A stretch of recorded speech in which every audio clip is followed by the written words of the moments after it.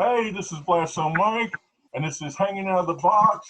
And here's my motley crew of people. We're going to start out with Johnathan Tiersten. Hey guys, I'm Johnathan Tiersten, mostly known for Sleepaway Camp. This is the best podcast I've ever been involved with. Hey, this is Ocho, Michael Ochotorena. I am a former gang member, former drug addict, drug dealer, prisoner, now a reformed minister / SAG actor. I'm happy to be part of this podcast. My name is KiKi. I am a tarot reader, psychic medium, and I also have a podcast called KiKi and Navarro's Turd Talk. Hello, I am Ryan Almighty, professional weirdo, human blood painter, tattooist, illustrator, and overall horny guy. Hello. And I love this podcast. I am Sam Sparks. I'm a diehard Republican from Kentucky, future candidate probably someday. Ryan, go ahead and introduce our guest. And our guest this week is Rachel Kenickie, a good friend of mine. When I knew her, she was very woke, but she somehow got red-pilled and has a story to go behind it. How would you introduce yourself, Rachel, to say hello to everybody out there? Yeah, I'm really excited to be here. I'm definitely recently, within the past, I would say 2 or 3 years, red-pilled.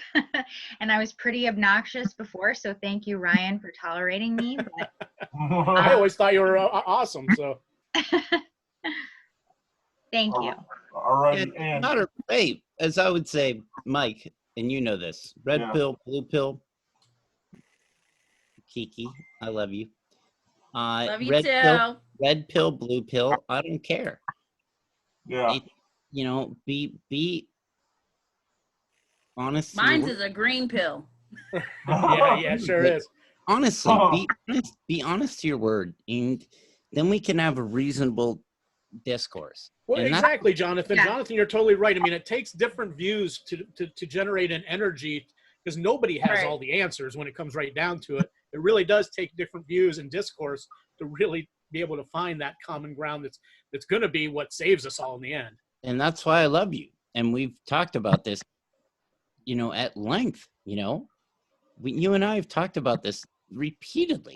Yeah, we've gone back and forth a few times for those that have watched. And the it show. can get heated and we can disagree on a lot of things, and that's fine. But we have to come to, the idea that we're all humans, and it can't be hurtful, it can't be ad hominem attacks. There has to be kindness somewhere. I agree. In there. I agree. But I need to get to something else and we'll get started. Also, you all know me as a huge pro wrestling fan. I live, I breathe it. Me and Ocho have our show together with a bunch of other guys that like mine that love wrestling. You can watch that on Sundays at 9 p.m. We recorded on Saturday. But over the weekend, Shad Gaspar was with his son playing at the beach at Venice Beach. And they were in the ocean like 70 foot away from the shore. And a riptide came in and took them under. They came back up. He told the lifeguards to save his son. They saved his son. They looked for Shad for like 3 days, and he washed up to the coastline there this morning. I think it was about 1 a.m. So the wrestling world lost a great guy. Not only was he a great wrestler, he was a great human being. He was a great father, a great husband to his wife. He loved people, and he was notorious for being in the group Crime Time with his one of his best friends, and they did a storyline with John Cena where they went against JBL and his faction. So they were really in the spotlight, at one time. And I know that one of the guys coming on me and Ocho's thing this week, Gary Dameron, had Shad and his partner booked for his show in March. But, COVID-19 happened, and he never got to have Shad come. And y'all know him from Get Hard and a bunch of other movies like that. And he was also a bodyguard for Madonna and P. Diddy and name, the list goes on and on of people that he bodyguarded for. But I'd like to have just like a moment of silence for a minute for him, because we always hear about COVID-19, and this is something totally different. It makes the world real again, because, you know, he's somebody that we know. I don't know if all you know him, but a lot of people did. And I'd like to just have a moment of silence for him, and then we'll get started on everything, okay?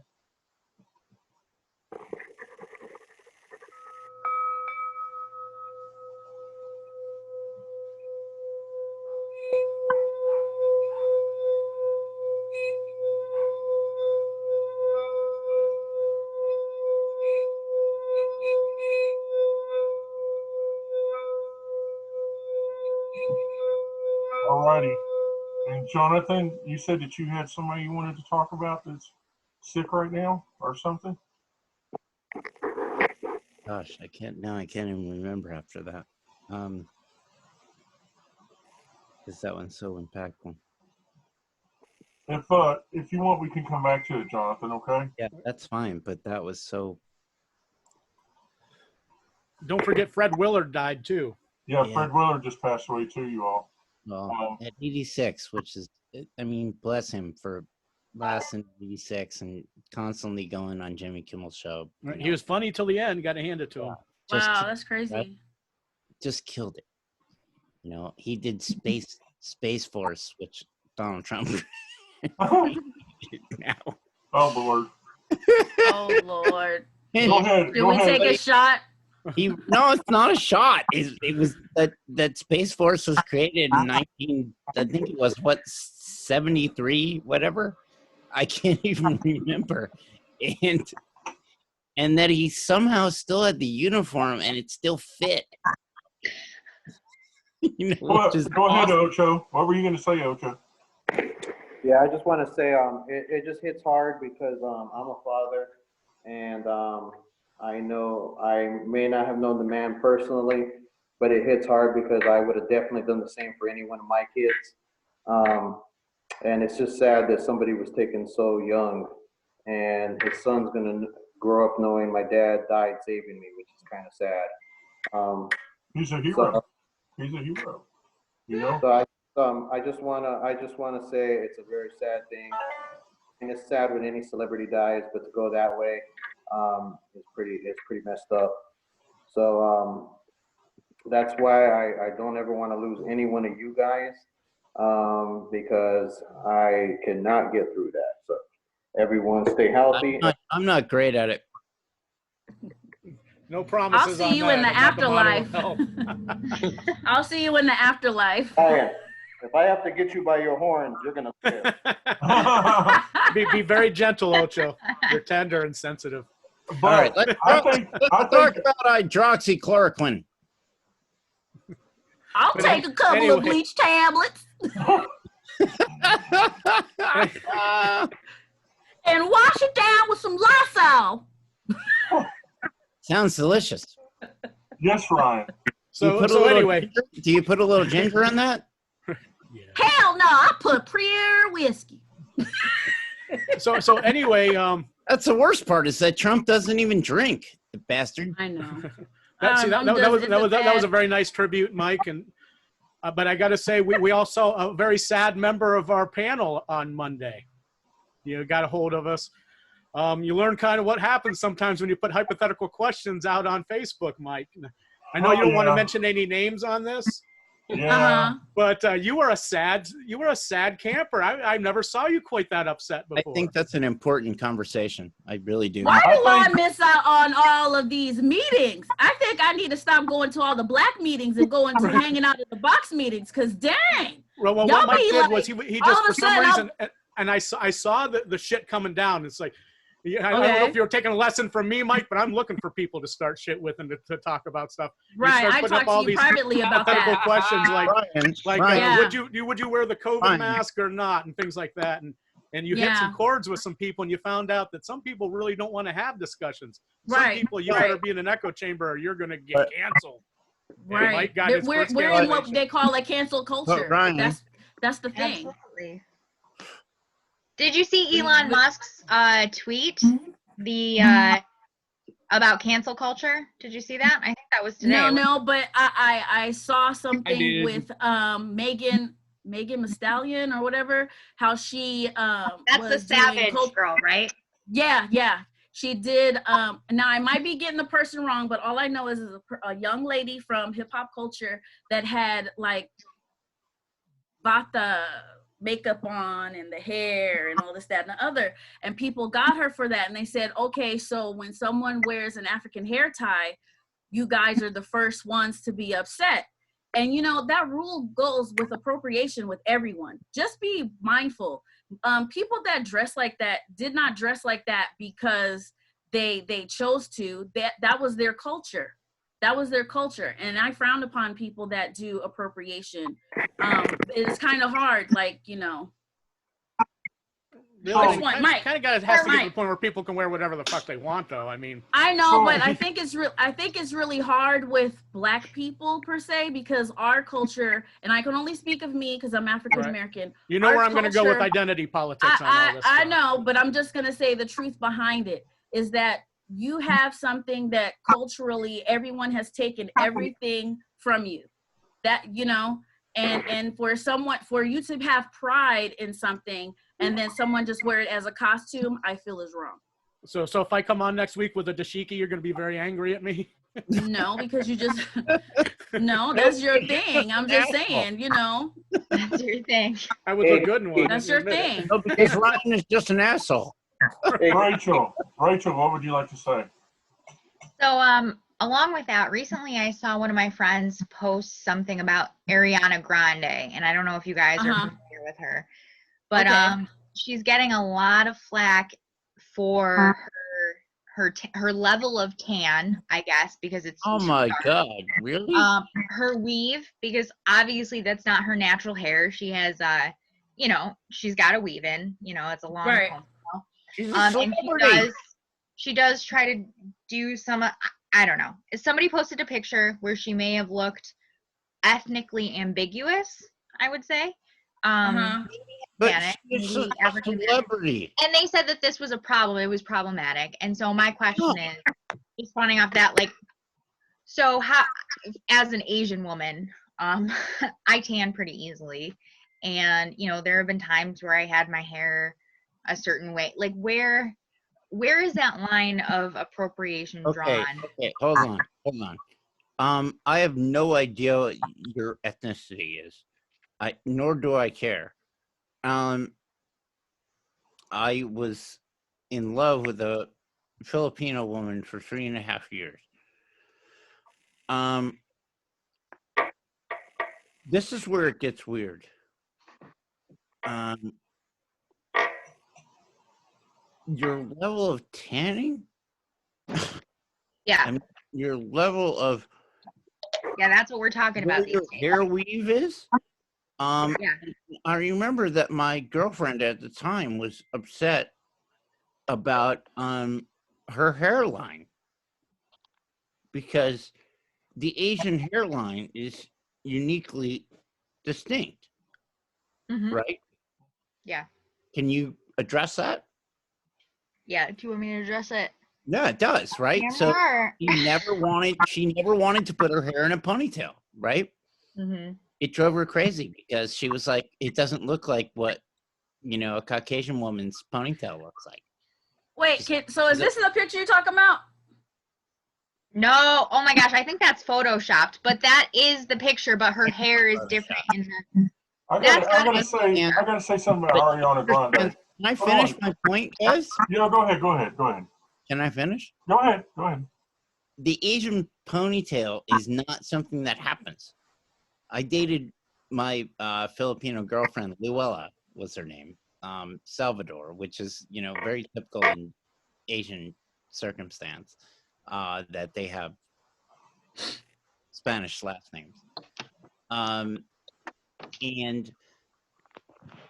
she was like, I will never pull my hair back in a ponytail, ever.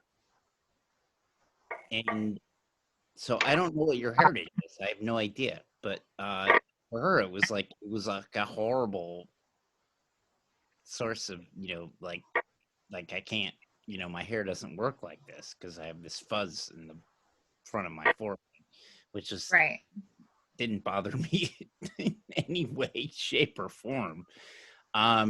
But for her, it was very weird. So I don't know where you're from initially. It doesn't matter. My point is that we shame people for all sorts of things, right? That's what we do. That's our gift as humans. We just shame people for the most ridiculous things. Go ahead, Ocho. I need to say something real quick. Hold on. Ocho raised his hand, Mike. Go ahead, Mike. I'll let him go because he was waiting. Yeah, but you raised your hand. All I wanted to do, since we're talking about Ariana Grande, she's in a big feud right now because what's his name, Tekashi 6ix9ine. 6ix9ine. Said that they would. I think let me Ariana finish. Grande is a very brave woman. I really do. I honestly do. Okay, well, let me finish. Okay, Tekashi 6ix9ine, or however you say his silly name, is trying to sue Billboard right now because he thought he should have the #1 song in the country, and said that Ariana Grande and Justin Bieber had bought these albums themselves. Their team had went and bought this shit themselves to make sure that they had the #1 songs in the country. Rachel, you know about this obviously because you said you were like. Oh, they Yeah, didn't. well, They didn't. from what I understood, there were a certain amount, and I can't remember the exact numbers Yeah, now. 300,000 or something.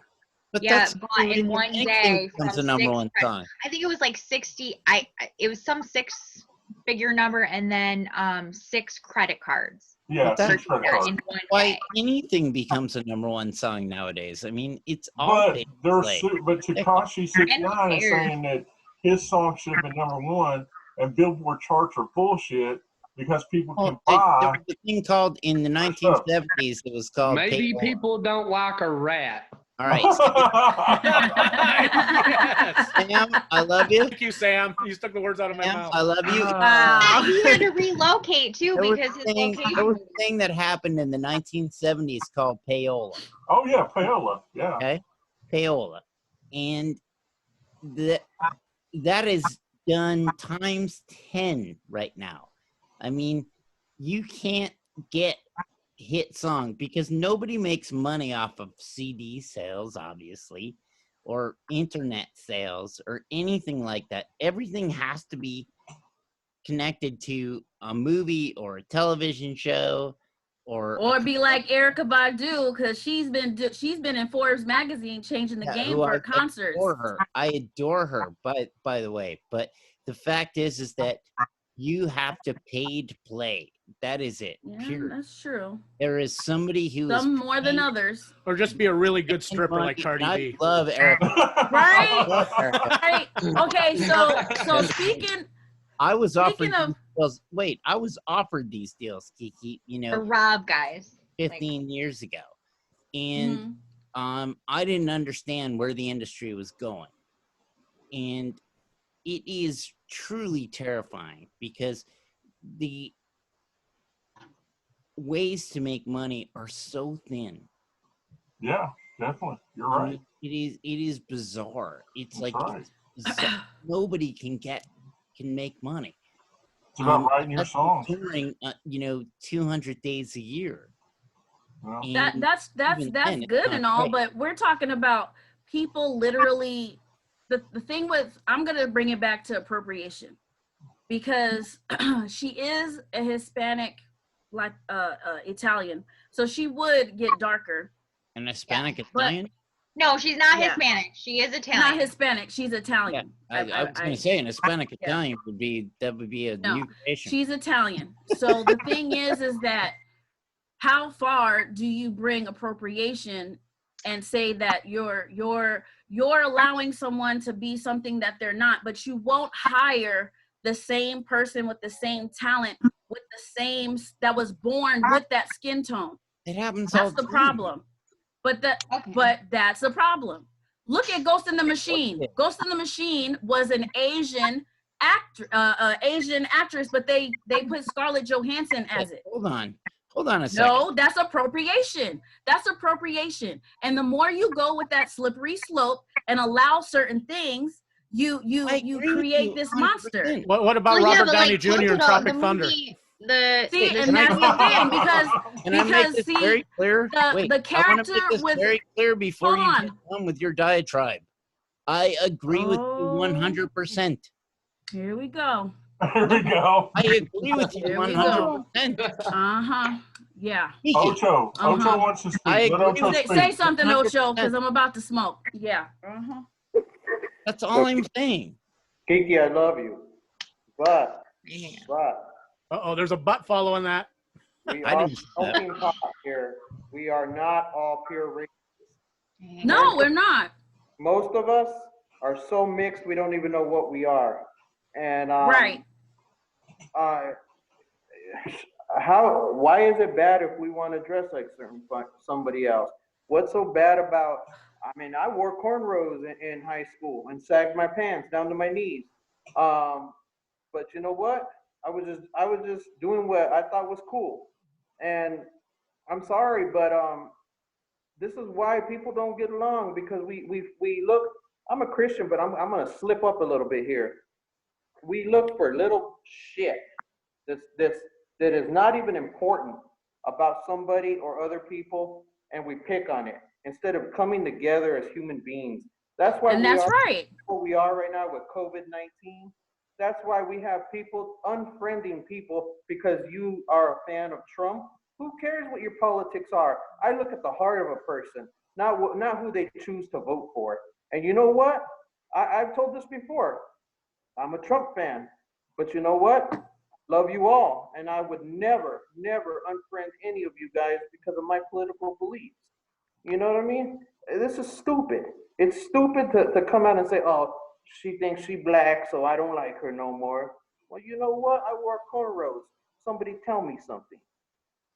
So let me ask you a question, okay? Let me just pose this question, okay? Everybody's watched the Marvel movies, right? We've all watched the Marvel movie. Oh yeah. Okay, Samuel Jackson's character was white. So So should we be pissed off because he made a black man a white No, character? because the thing is that it was a fake. It was a wait. Let me finish before everybody goes, oh my God, you racist fucker. So let me finish.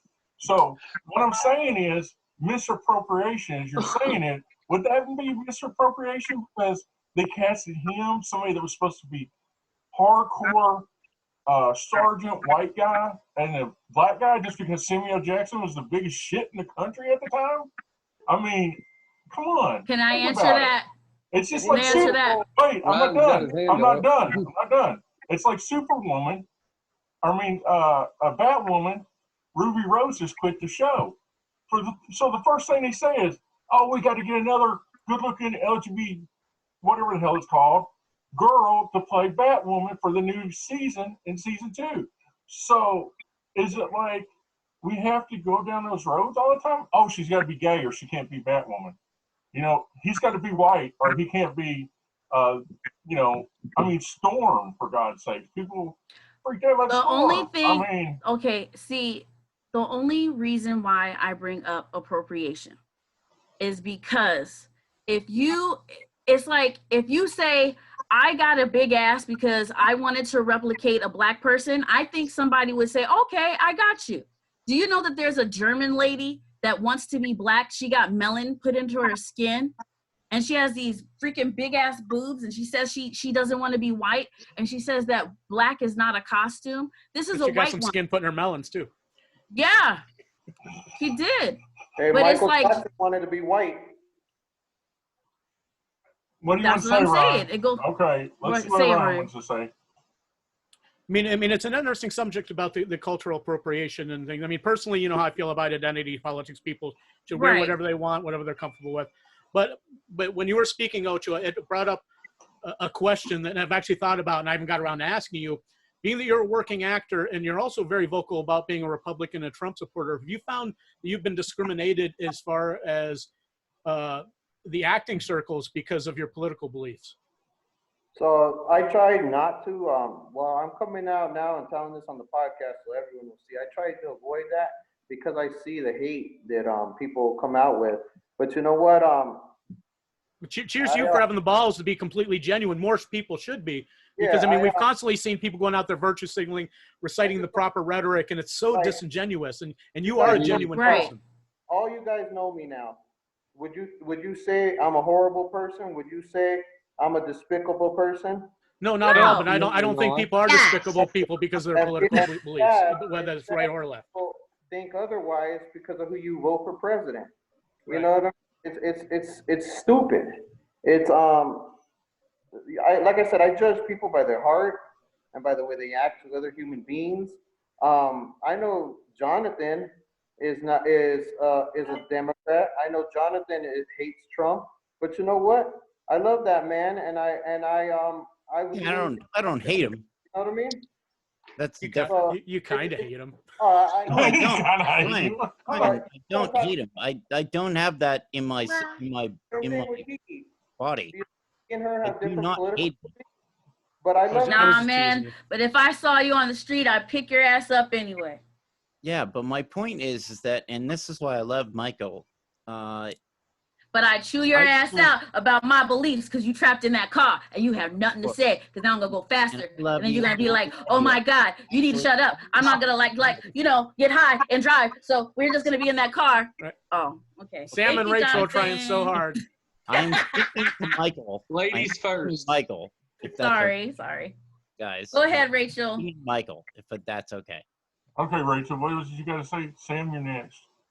Oh, I was gonna say that along with what Ocho was saying, man, the country has been redefined in terms of Trump supporters and non-Trump supporters, and it's unlike anything I've seen before, where now your character is decided based on who you voted for, or who you plan to vote for. And now when your choices are Biden and Trump, like, what does that say about your character either way? But it's very weird to think that you would be discriminated against based on which presidential candidate you support. Well, that's just what our podcast is based on, period. Sam, go ahead. What were you going to say, Sam?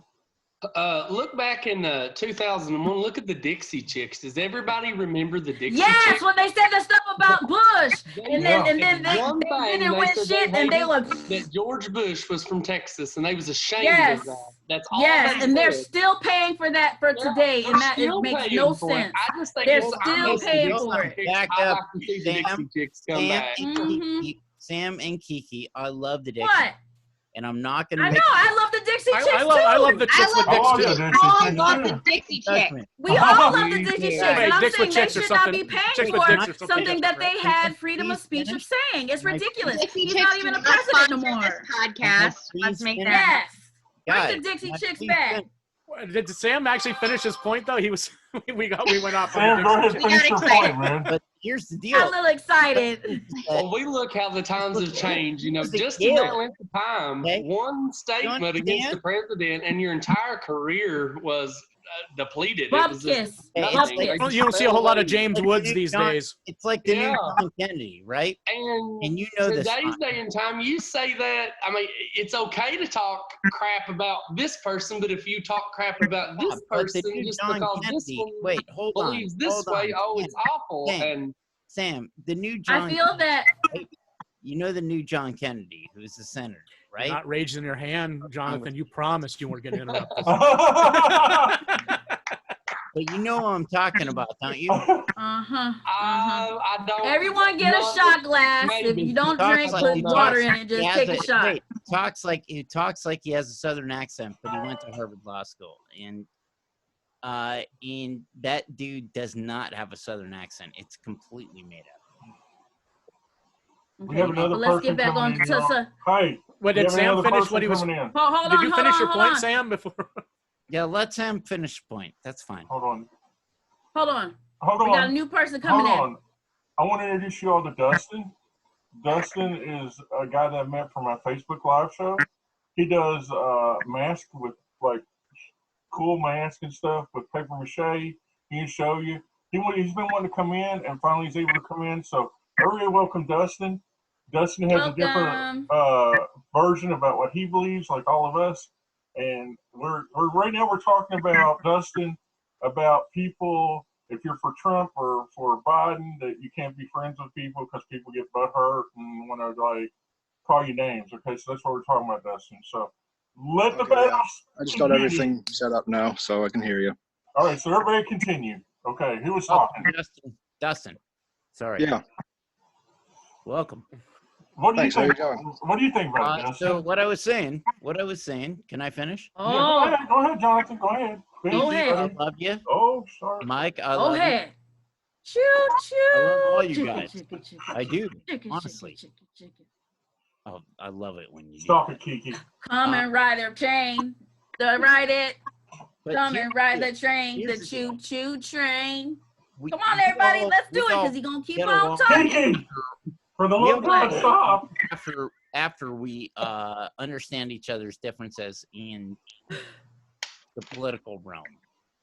Yeah, we can still bust people's balls and come We can together bust with each other's a balls yes, and still get yes. along. And yeah, and can that's have how it's supposed to be. struggles during the week where one of us gets attacked, and so then we all fucking have ballast against the other person, and that's important. I was the one that got attacked, okay? I'm the one that got attacked. no, and I was there. Yeah, but when you get attacked, we all get attacked. No, let me tell you. Exactly, Mike. Can I finish? And you were so Mike. sad, Mike, which Mike, made all of let us me sad finish. too. Okay. Mike, Where'd Rachel go? Oh, there you are. Rachel. Mike, let me finish. Oh, Oh my God. I know. Oh I'll my let you God. finish, but I know you got hurt. yeah, but I'd like to tell the story first. This is what is going to change the world forever. No. Is that each one of us, whenever one of us gets hurt, is going to have to. Johnathan needs a handler. Johnathan, he needs hope over here. I mean, for those of you that are hearing the story that weren't there, Blastzone Mike went out and put a bunch of hypothetical questions, and he has some friends that actually are mutual friends of mine from when I lived in the Bay Area of California. They weren't mean. And they took offense to the fact that he said that he was a Trump supporter, ended up just canceling him. He ended up defriending him, even though they were supposed to be friends for a lot longer than that. wait. The fact that he Wait. that he wasn't in the echo chamber. You're a Trump supporter? What he said. What he said. I have to leave. I'm sorry. I can't do this. So what I didn't realize you were a Trump supporter. No, I wasn't a Trump supporter. What Mike said was very simple, and I'm a diehard, liberal. What Mike said was, I'm worried about changing presidents during this crisis. Trust me, that's enough of a Trump supporter to somebody that lives in the Bay Area. That's the land of the limousine liberals and the silver spoon socialists. Hey, can I finish? Yeah, go ahead, Johnathan. Ryan, this is what the whole premise of this. The whole premise is they were prejudiced against him because he had different beliefs. The show that we're talking about. And that's poppycock. And it was actually somebody that was one of the founders. The individual that did this to him was supposed to be a panelist on this show. That would have gone over real well. I think we just lost her. The thing about it is I am confused, okay? Let me tell you. I'm confused. I was trying to keep her on board, guys, and you guys just fucked that up. Okay, well, listen. How's it feel? But Ryan, for real, I mean, that was the point, was that she totally disagreed with us. And I was trying to keep her, it was like trying to keep a fish on the fucking rod, and you have to understand that. It's important. And it's embarrassing when you just completely obliviate that.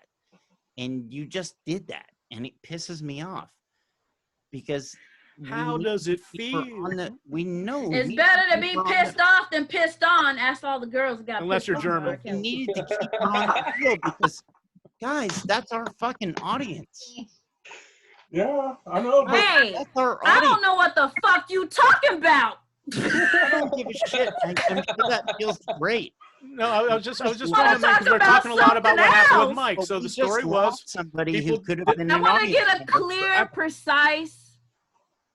No, KiKi, that does not make sense. We just lost an audience member. She just quit us. She's right there. That's going to happen. We talk politics. She's still here. Really? No, Rachel was joking. She wasn't really leaving. She didn't leave. She's still here. No, I was being sarcastic because she's being facetious.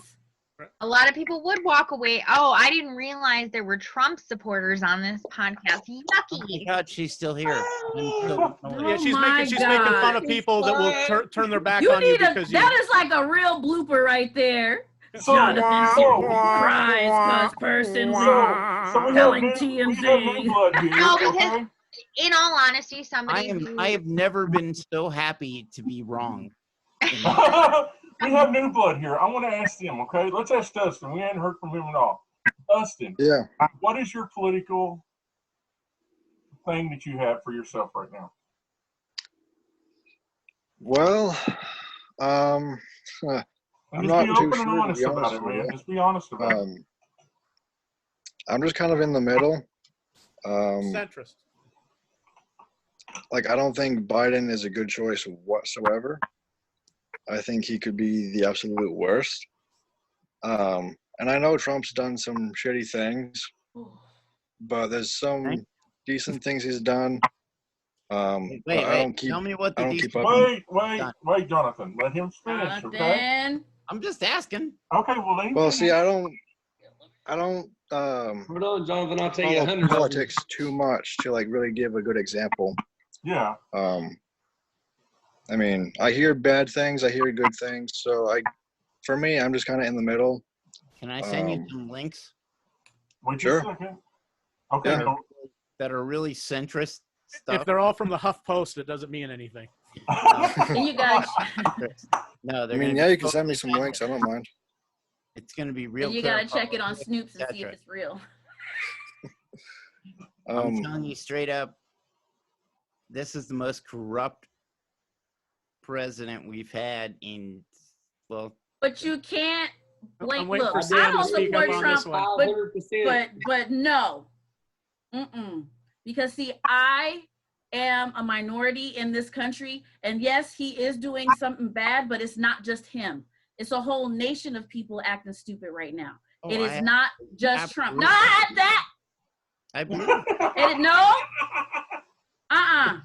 Because see, you keep beating the same old horse. It is not just him. It's congressmen. It's senators. There is a wave of things that people can do if he is not doing the right thing. Hold on. He is doing the best that he knows how. I'm very marginalized. I'm a person of Hornage, and I think Trump's all right. Back off of this for a second. I am not going to back He is doing the best job he knows how right now. He is a human. Johnathan.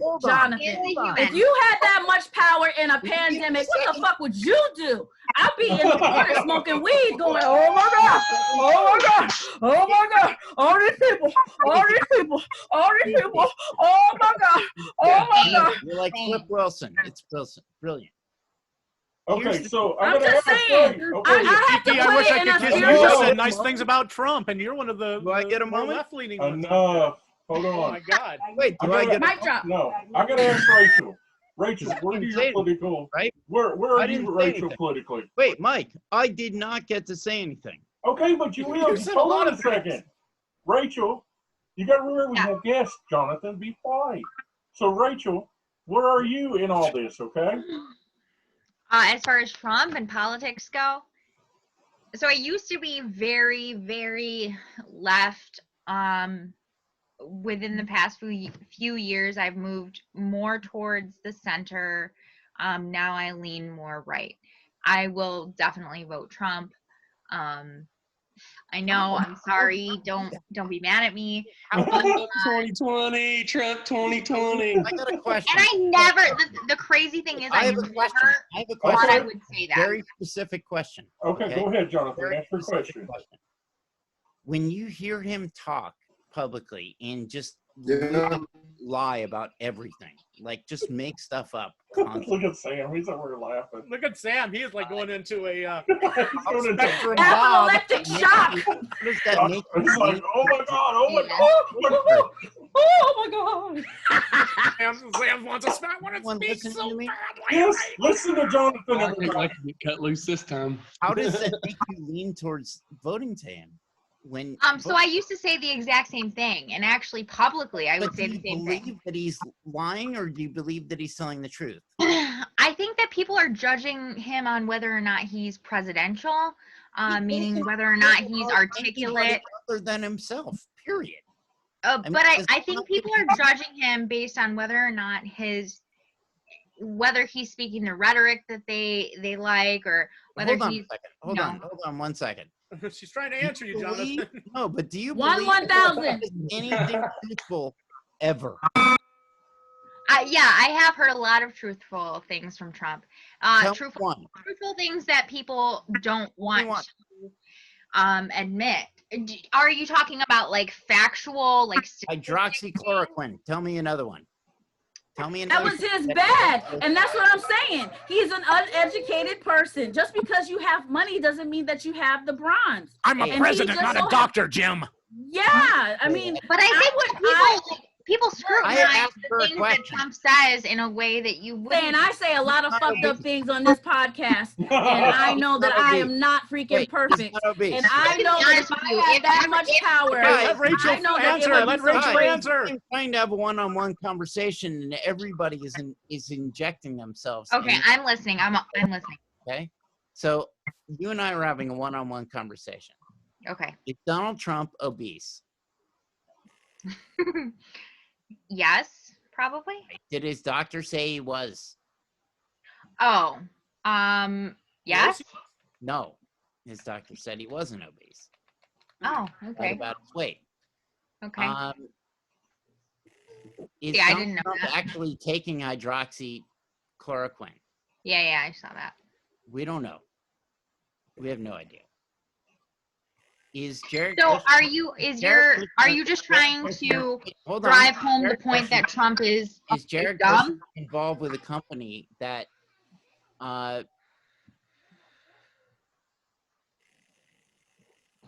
owns patents to hydroxychloroquine? Mm-hmm. That's true as well. And so that makes them lots of money. Is that Sam's been trying to talk long before anybody else. That is absolutely true. That's been documented. Okay, I'm not denying that. Can you give me? Oh, I have all the documents. I mean, this is where I get all. Yeah, weird. no, I like that. I want to learn more. So what do they call it? Glonky.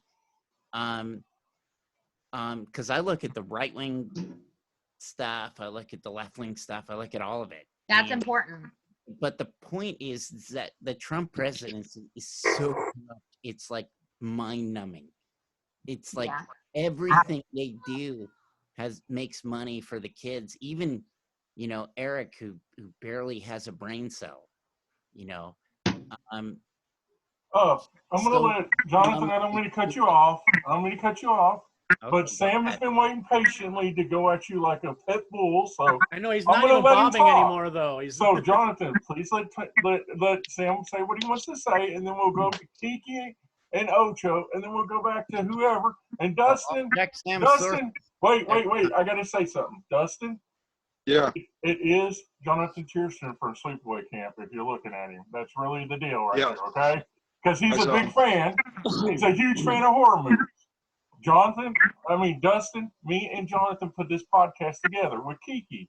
And Dustin was supposed to. He doesn't have to give me respect because of the movie I was in. No, would you let me finish? And Dustin, so I can ring the bell. And Dustin was supposed to be original person. Dustin was supposed to be original person on the podcast, but he's had some problems with computers and things like that. So now you know Dustin's story. Now you know Johnson's story. Now, Sam, go ahead and eat him up like a pit bull. All right. Let's get ready to rumble. When it comes to the medication that you were talking about, that hydroxychloroquine, that was recommended to him by specialists that work for the CDC, which is under him. They come to him and like, hey, we have found that this helps. We're not going to say that, and he's not telling nobody that if you take it, this is a miracle drug, this will cure Not a you. prophylactic. And It's- nobody has ever done it. I Why didn't say this? Jonathan, let him speak. Jonathan, let him articulate his goddamn thought. Here's my point of view on it. I think what this president has went through personally, in my opinion, it just breaks my heart because this guy had a billionaire lifestyle. He was living it up, and he quit making the money, quit everything just to put for $1 a year to guide this country from the most corrupt presidency since Watergate. This will blow Watergate out. Never made any money. Trump has lost a lot of money. Billions of dollars. He's very wealthy. He didn't need the money. He's wealthy, but during his presidency is his worst loss ever. KiKi, this is and I don't think Trump is perfect. And the last perfect man that I know of, he hung on a cross for 3 days and they killed him. What happened to put our hands up? Hey, everybody, please put my hands up the whole show. I won't take up much time. Just let me finish. Let Sam finish, please. I don't think Trump is perfect. I don't agree. Even I don't agree with 100% of the things he's done, but I agree with his purpose for doing what he does. It's hard for me to say, oh, I wouldn't do that when I am not subject to, to know what's classified. I don't know the classified information. I don't know what the sitting president knows. Damn. What is the purpose? What do you mean? For the better of the nation, for the better of the people. But I want to know what the purpose is. That's why we didn't elect him to act presidential. Me and the people that came out in support of this president, the day he come down them golden escalator was not to act presidential. We wanted a prick in office to clean the shit up. That's what we wanted, and that's what we got. I'm asking. We wanted an asshole. We got a golden-haired asshole, and that's what we needed. We needed somebody to go in there and clean the shit up and clean the corruption up. I am absolutely glad to hear it. What is the purpose? I've just told you 100 times, for the better of the American people. Well, that's not How many times I got to tell you? Everything he does is for the better of the people. Okay. You don't want a wall because the wall works. You can't walk through a motherfucking wall. Rachel is tripping out down here, so Rachel's got to say something. I'm sorry, KiKi. Because I know. I'm sorry, KiKi, because I know the purpose. You asked, what is the purpose? I know the purpose. He might not be the most presidential according to your standards or whatever, and that is presidential. That's definitely in the eye of the beholder. But I don't even necessarily care about politics, and I know that sounds ridiculous, but Donald Trump has not emboldened the racists, I don't feel. I feel like he's brought about what this nation needs, which is a change in the way that we look at free speech. And free speech is the gateway to any type of progress that we're going to make is rooted in free speech. And for such a long time, I feel like, and maybe not such a long time, but recently, the dialogue has been dominated by the left, and people have been scared to talk about things that are factual, things that are proven, things that they shouldn't be ashamed to say. What they are.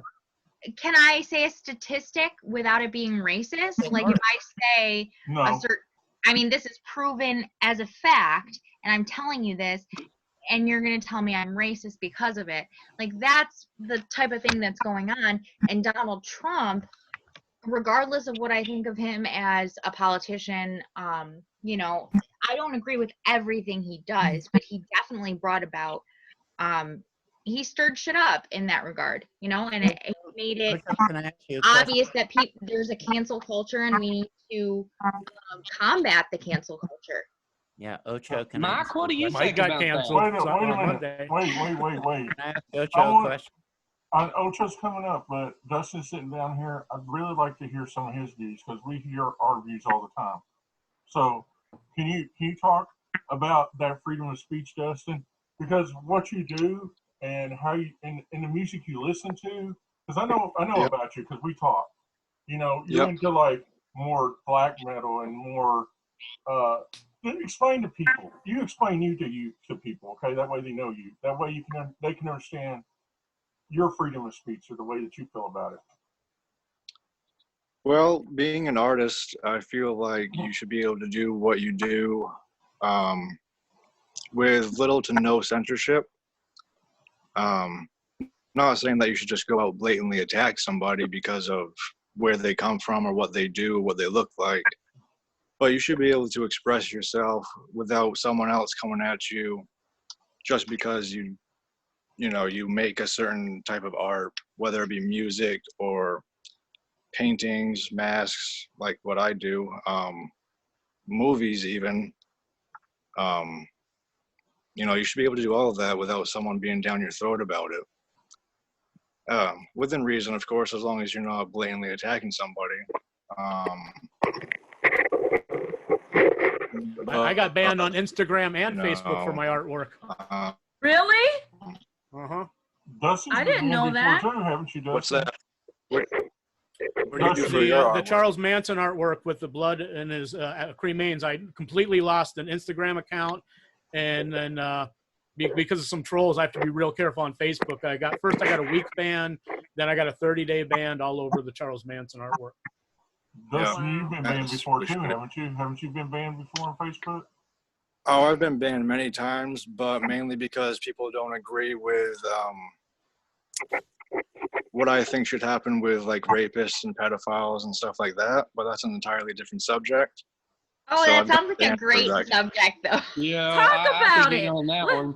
let's talk Great about in the way that. that we might disagree, and it would be great content. But Hey, well, how about this? How about we switch gears from politics, okay?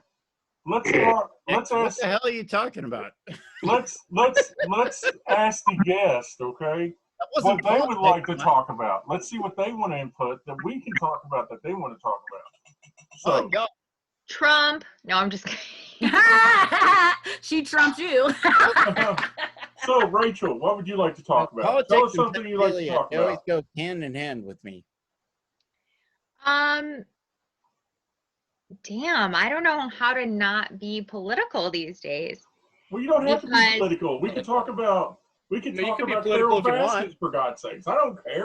Well, yeah, but it's like everything that I like, media, like music, anything. It just feels like there's a political undertone right now, and maybe that's just me. I don't know. Tell if us you the guys- story. feel you. Tell us the story of I when feel you you. met Milo Yiannopoulos. That's a great story. I was wanting to talk Oh, about Super I Duper did. with I had a great time. So, but I never even knew who any of these people were. Like, I was a super liberal. I was then in Berkeley when they were burning the whole town down over that guy. Wow. Over Milo? Yeah, yep. Yeah. Hence the And Milo's lyrics in a that. great, he's hilarious. I love how he trolls people, and I'm kind of concerned for him now. Honestly, he's not looking good, but Well, he's had the wind taken out of his sails. He's been canceled. You know, he went from being at the top of the food chain and being a celebrity that turned into a bad boy, and then they got him. He got deplatformed on all the social media. so cancel culture is real, and I wonder, no and doubt I know about this is definitely political, but one of my questions is, and if you've already discussed it on the show, then I apologize, but No, the show How just do you- started. how do the more liberal guests or hosts feel about cancel culture? And Well, Oh. as the only liberal on the show, I can say Kiki's No. pretty what liberal. about KiKi? I thought No. KiKi was liberal. No, you just like talking a lot. I have a She- lot. I'm Kiki lost her liberal card because she kind of talked nice about Trump today, so No, her the card has thing been is revoked that by when I'm- Johnathan. are you kidding me? see the KiKi thing is is canceled. that She thinks she's I'll liberal. cancel you. But I would say this, that, I can't say it. well, you can say it too. if you Cancel me, really? want. I'm not canceling you. I love you. No, you're uncanceled. You've been reinstated. Kiki. Okay. Under another name and alias and You want to go different first? email. Wait, do you want to go first? Kiki? I want to go because I'm All going right, to say this. Look, as being a spiritualist, it is very hard to be a true liberal or whatever, because you look in, like, how everything connects in the universe, right? So when I say that Trump is doing a good job, is because I have to think of myself. I'm not president. So how do I have so much power to say such bad things about someone, because I know that I can't even hardly control my fucking family, let alone the fucking nation. So it's like that goes into my mindset, because we're in not a normal state of mind. We're in a pandemic, and it affects everyone differently. And who knows, maybe he's doing those freaking boardrooms and stuff to let you know that, hey, I might say some stupid shit and I might not own up to it, but at least you know, you can guaranteedly know that I'm going to say whatever the fuck is on my mind while we work through this together. And he's just not articulating that aspect of it. He's just doing it as per usual. What I disagree with is I don't want to be a part of your monopoly pieces. That's what I don't want. I don't want to see that. That's my aspect of it. Some people like to see the ballroom and all this, that, and the other. I would like that stuff to be private. But Trump is disrupting the system. He's disrupting the system a lot, because now you're talking about people with race wars and all this, that, and the other. You know, it's a lot of stuff that is being done like it's like the 50s and 60s, except we are not really hosing people down in the streets and stuff, but people are being divided. And the reason why we have this podcast is because we want people to see that we do come from all different backgrounds, and we have different backgrounds and sayings and stuff, but we have to come together. Just because we have this one person that is making us divided is the wrong thing that we're doing. Okay. So Sam's been trying to. I want to say too, my dream, and I know it may be a little far-fetched to some people, but my dream is one day is to not really change the Republican Party, but modernize it and fix it. Mm-hmm. You know, neither party is perfect, and I think we all can agree to that. Right. And instead of, trying to separate everybody and single people out, single groups and minorities out, why don't we just try to find common ground between everything and everybody? Right. And try our best to move forward, Mm-hmm. and not really, I think people, when they're making decisions I think they get too caught up in the political aspect of it. And instead of doing what's really better for the nation, they're really doing what's better for their party, because if they go against their party, God help them. I'm just going to be the woman type people. You know what? Yes. I don't really care. I'm going to do what's right, and I'm going to try to bring people together, not further divide, because united we stand, and divided we fall. And that's the Kentucky State's logo too. Sam, I will say this to you, and we only just met. It's startling, but I understand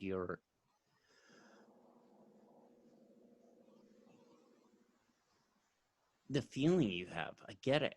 And it makes perfect sense to me. And I remember when I first read the Federalist Papers, and this was what mattered when Madison and Hamilton wrote these things, was we can be on opposite sides of the fence, but we really need to bond together to figure this. Because at the end of the day, we're all Americans. Well, right. Americans can't get by Americans. Even 100 years before slavery was abolished, they were talking about it in the Federal Papers, and they were all sort of on the same page on that thing. So I'm, here we are talking with, KiKi, who's an African American woman.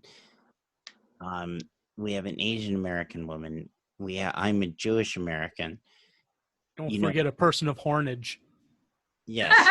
Thank you so much for your horns, Brian. Okay, listen, Ryan, you were not born with those horns, so please do not try to appropriate the Hispanic culture. Busted. All of the goats are mad. I would argue about giving special attention to trans folks if that's the case. Totally busted. I think I covered myself, and I heard the sarcasm in Rachel's voice, so I knew. Yeah. I know I've got my work cut out for me because here I am, a Republican, going to be probably the next term going to be running for something, and I'm going to be the first Republican that's probably pro-LGBTQ. Yeah. It's going to be hard. It's going to be different. Wait. Wait. What did you just say? I want him to I'm going to be the first understand. Republican. I get that you're a Republican who's LGBTQ. Milo Yiannopoulos is pretty pro. Sam. Okay, can you repeat that? I said when I come out and I go. Damn it, Johnathan! Cállate la boca! And whoever my opponent will be on the Democratic field, I just think it's going to be hard, especially in Kentucky, because here I am, a diehard Republican, but I'm pro-LGBTQ, and I've got a lot of leftist, He's just saying how hard it would be for running because he'll be open about that, and that's true. No, but I genuinely think, from what I've heard from the right, even the people that I know, the media personalities that I follow, that of course the media deems as far right or alt right, even those people are very pro LGBTQ. Yeah. And maybe they're not so much pro LGBTQ, EFG, HIJK, LMNOP, but they are definitely the alphabet people. I gotta say something, okay? When I become a Republican, I become a Republican for one reason. And I think Sam knows this, but not any of y'all know, and I've never spoke about this really why. Maybe on my Facebook Live. I did it because I wanted to become the senator of Kentucky to get rid of the senator we have now from where I live. I think he's a piece of shit. He's a Republican, but I think he's a piece of shit. And Sam knows what I'm talking about, right? Sam, what's his name? Yes, absolutely. He's the head of the freaking, Senate or House? Yeah, he's the most powerful Republican in Washington. He's the most powerful Republican in Washington. So I get my buddy. Wait, let me finish. So I get my buddy, which Sam knows. I'm not going to name no names, but Sam knows. He's like, we can do this. We can do this. We can do it. You can run. You can do this. You can do this, and blah, blah, blah. And I'm like, okay, let's do it. Let's do it. Then he's like, why don't you run for a representative? Or why don't you run for this? I'm just like, fuck it. I've already become a Republican now. So what the hell do I do with this? So then I'm like, I get the thing in the mail and it says, oh, you didn't fill it out right. So I'm like, thank God I didn't fill it out right. So now I can't run for senator. And I'm like, well, what do I do now? And I'm like, oh, well, let's get Trump and watch Trump for a little while. So then I started liking Trump's view of things. And then you damn Republicans had to fuck it up even more because you decided to get Biden. I would have went back to Obama before. Wait, did you say that you listened to Trump and you agreed with his view of things? Yeah, a lot. Because I'm the kind of guy, who doesn't want, this is after the pandemic, okay? I'm the kind of guy, look, we got a Democratic governor right now, okay? Yep. Thank God. In Kentucky. And I love him. Oh, in Kentucky, okay. And I love him. Andy Beshear is great. My friends say, you can't be a Republican like Andy Beshear. I'm like, well, who the hell are you to tell me what I can't like? Exactly. Who the hell are you to tell me I can't like Andy Beshear? This man comes on every day at 5 o'clock. When people die, he cries in Kentucky. He was trying to make a speech during his 5 o'clock. There's people outside picketing him. And even a Republican like Sam that lives in the same place I do said it was bullshit for them to do what they did to him. And it was absolutely just bullshit. And he can tell you as a Republican that he likes Andy Beshear because Andy Beshear has done the best he can do during a pandemic. I'm here to tell you, if we would have had Biden during this pandemic, we'd all been fucking dead because the guy's an idiot. We may have gotten some great massages. Huh? I was just joking, but I said we would have been dead and raped. We would have. I said we'd be getting some great massages. Yeah, we get massages from like 12-year-olds or something. My God! Listen, bad finger bite in 2020. My hair would not have gone unappreciated. I'm just saying, my hair smells really good. I don't like doing hypotheticals like that. I really don't like doing hypotheticals like that because. But it's my choice to say what I want to say. Oh no, I said, and then my choice is and I'm telling everyone that's why I don't say those things. I don't like doing It's hypothetical. been proven. How many videos have you seen? He touched on He the hasn't girl? been president during a pandemic. He would have been a horrible president. You know. The closest it was what, H1N1? Is Johnathan still with us? I'm still there. I'm just wondering about Donald Trump fondling people. No, we're talking about Biden fondling We're people. talking about Joe Biden. Yeah, Okay, listen. Joe Wait. Biden's got Alzheimer's. By the way, guys, I'm not difference. disputing. You woke him up. I am not disputing what Biden did, but man, if you want to talk about a double standard, holy crap! No, there's no double standard, Jonathan, because Biden touched little girls that were underage. Oh, Trump Biden touched did it. women. They got video of that crap. They got video of that. Mike. And he was on The View, which I like to watch, and they had to talk to him about that. I'm saying this straight up. Biden did it. Yeah. Okay. Yeah. He done it. Yeah. He knows he done it. Yeah. Yeah, he knows he's done it. But Trump did it 21 times.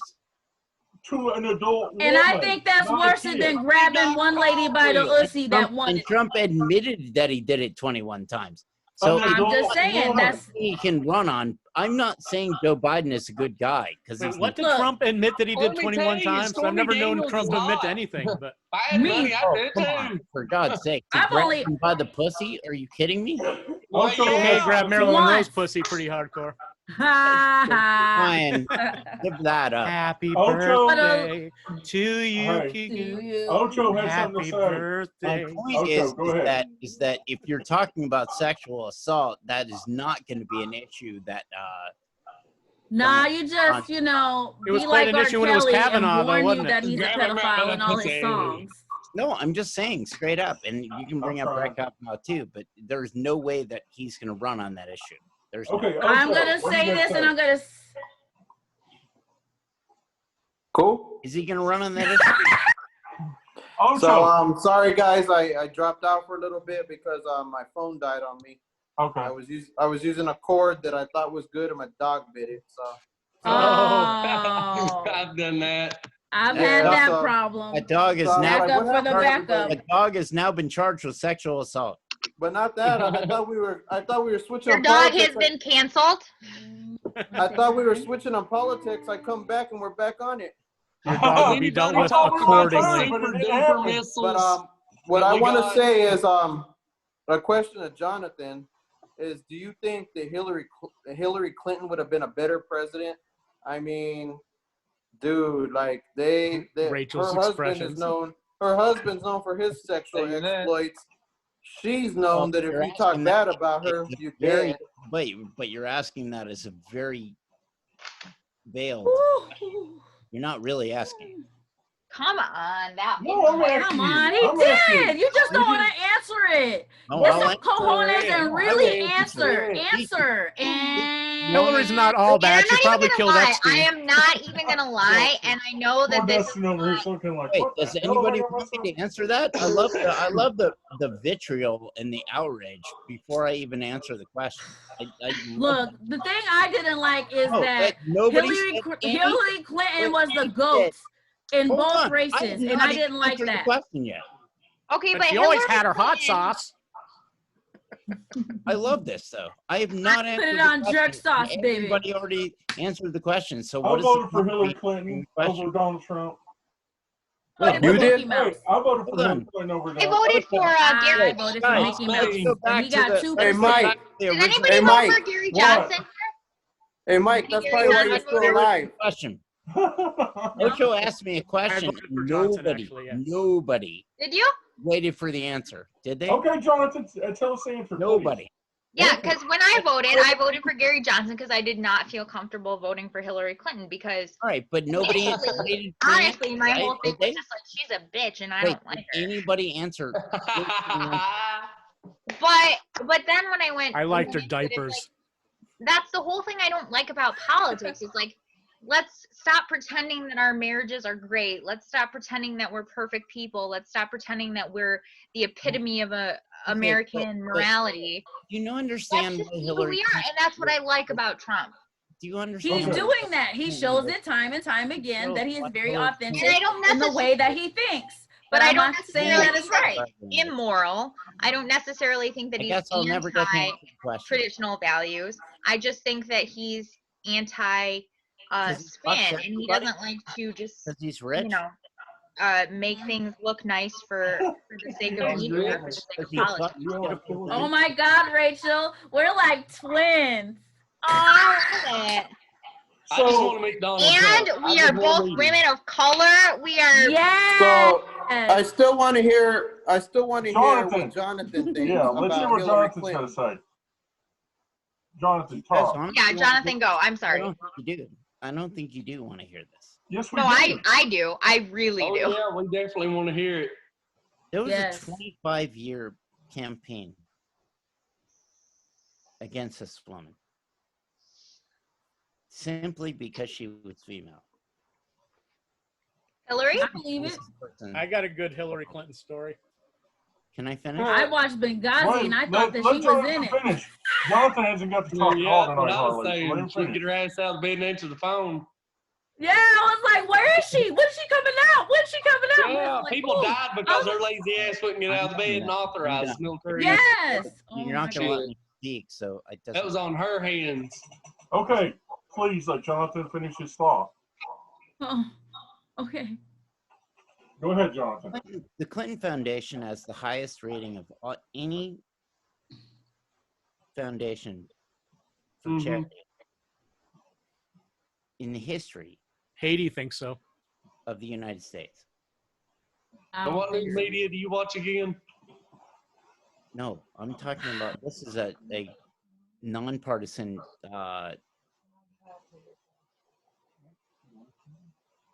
Look, at the end of the day, while you think about that, at the end of the day, Wait, so that every doesn't matter? freaking president has done some dirty little fucking deed. No, everybody's fucked up everything. Every freaking president has done something. And that Trump has- is definitely not the worst. If you look at presidents and their Was I dirty not private supposed to be able lives, to Trump finish? is definitely not the worst. Was I not supposed to be able to Every finish? freaking president not has done supposed to be able something to fucked finish? up. Let's just get it bottom line. I don't want to hear statistics no more in this damn podcast. I don't want to hear all this bullshit that this phantom just comes, that, you know, it's a new person that's elect. Look, Obama did stuff that we kind of hush because we liked him. And Let's not that's the forget same Snowden. feeling. And that's the same feeling That's that no people lie. that are Trump Shouldn't I be able to finish my man. thought? I loved Obama, and I'm not gonna lie. I loved Obama. Hey, When guys, Obama was should I not be president, able to I finish my would thought? fucking stand him all day. Right. You know that I did a Right. hate crime. Should I not be able to finish my thought? I thought that I was free enough to go beat a crackhead that was white because Obama was in office. True story. Right. Should I True not fucking be able to story. finish? True fucking story. So I can tell you the reason why we have so much hate is Why did because you those interrupt me? people because you're not letting me finish. Because those people You didn't let me they're finish. so it just because you've been finishing the whole show. So this whole thing is fucked up because you have people that are in a cabinet that are not the minority that are bigots, right? Not everybody not everybody that is in the Trump cabinet is a bigot. I didn't Just say like that. I was just trying to- not every black person is on welfare and broke and pops their head and speaks, you know, uneducated. You know, there's just these statistics that everybody posts on everyone, and they just keep going around Wait, and Kiki, around. I'm sorry. Kiki, I'm sorry. Are you trying to say that not every Trump supporter is a redneck, and not every liberal is a fucking thug piece of shit? Yes. I've got several gay friends that's diehard Republicans. I didn't know that. That's new information to me. Okay. Several gay friends from No one, everyone knows it, but they don't want to talk about it. They don't want to say it because it doesn't make them feel good. It makes them feel wrong because they are subjecting themselves to their own dark truth. Because you want your circle around you and you want to be able to hate the other side. That's all it is. Yeah. And we need to stop it. We need to stop it. We need to annihilate every form of segregation. And that's why I'm so embarrassing. And I'm sorry. Can I just the last thing. And this is really important for me to say. Can we change the subject? No, hold on, Mike. Let her finish because she just. I really want to say this. Profound thing. I feel like free speech is so important, even when it's hate speech. And I know that's a very controversial subject. Even when somebody is a racist, even if somebody is a full-blown, like a literal Nazi, I think that speech is important because it gives the rest of us sane people room to say, hey, motherfucker, that's fucking disgusting. You're a piece of shit. Yeah. That's not right. And that's what we need. Because there was a time that we didn't have that. We didn't have that. We did not have that. But we can't just do it because we can. That's the point. Yeah, that's that what what do you mean by that? Can you elaborate on that? That's what she's saying to you, KiKi. What? You can't do it just because you can. I said I No, was articulating the point. I understand.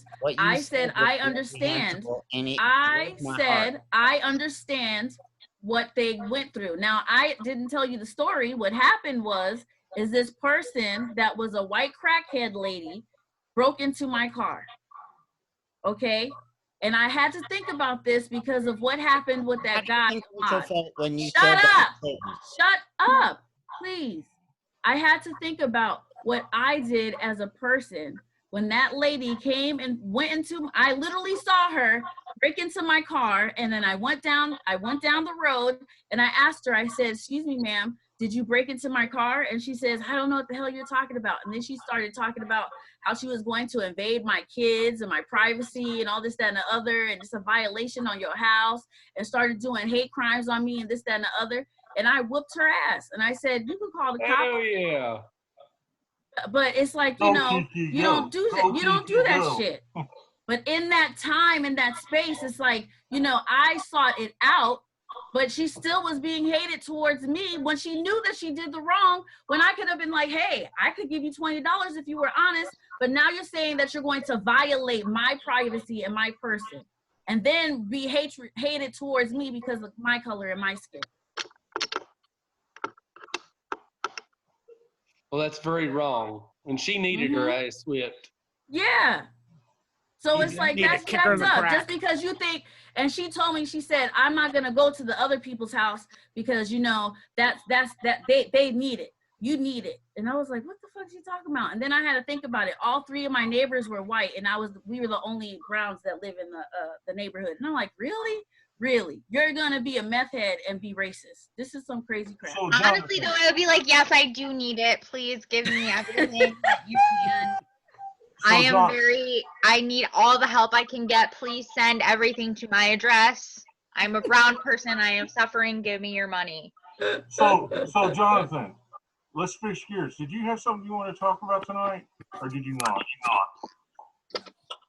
No, I think that's stuff I got to talk with Ocho about privately. Ocho, did you want to talk about something tonight, or did you not? I'm just enjoying the banter. Okay. Dustin, did you have something you want to talk about? Pretty much same as him. I'm just listening at this point. Oh, is it a KiKi day today? Does KiKi get to blow your mind?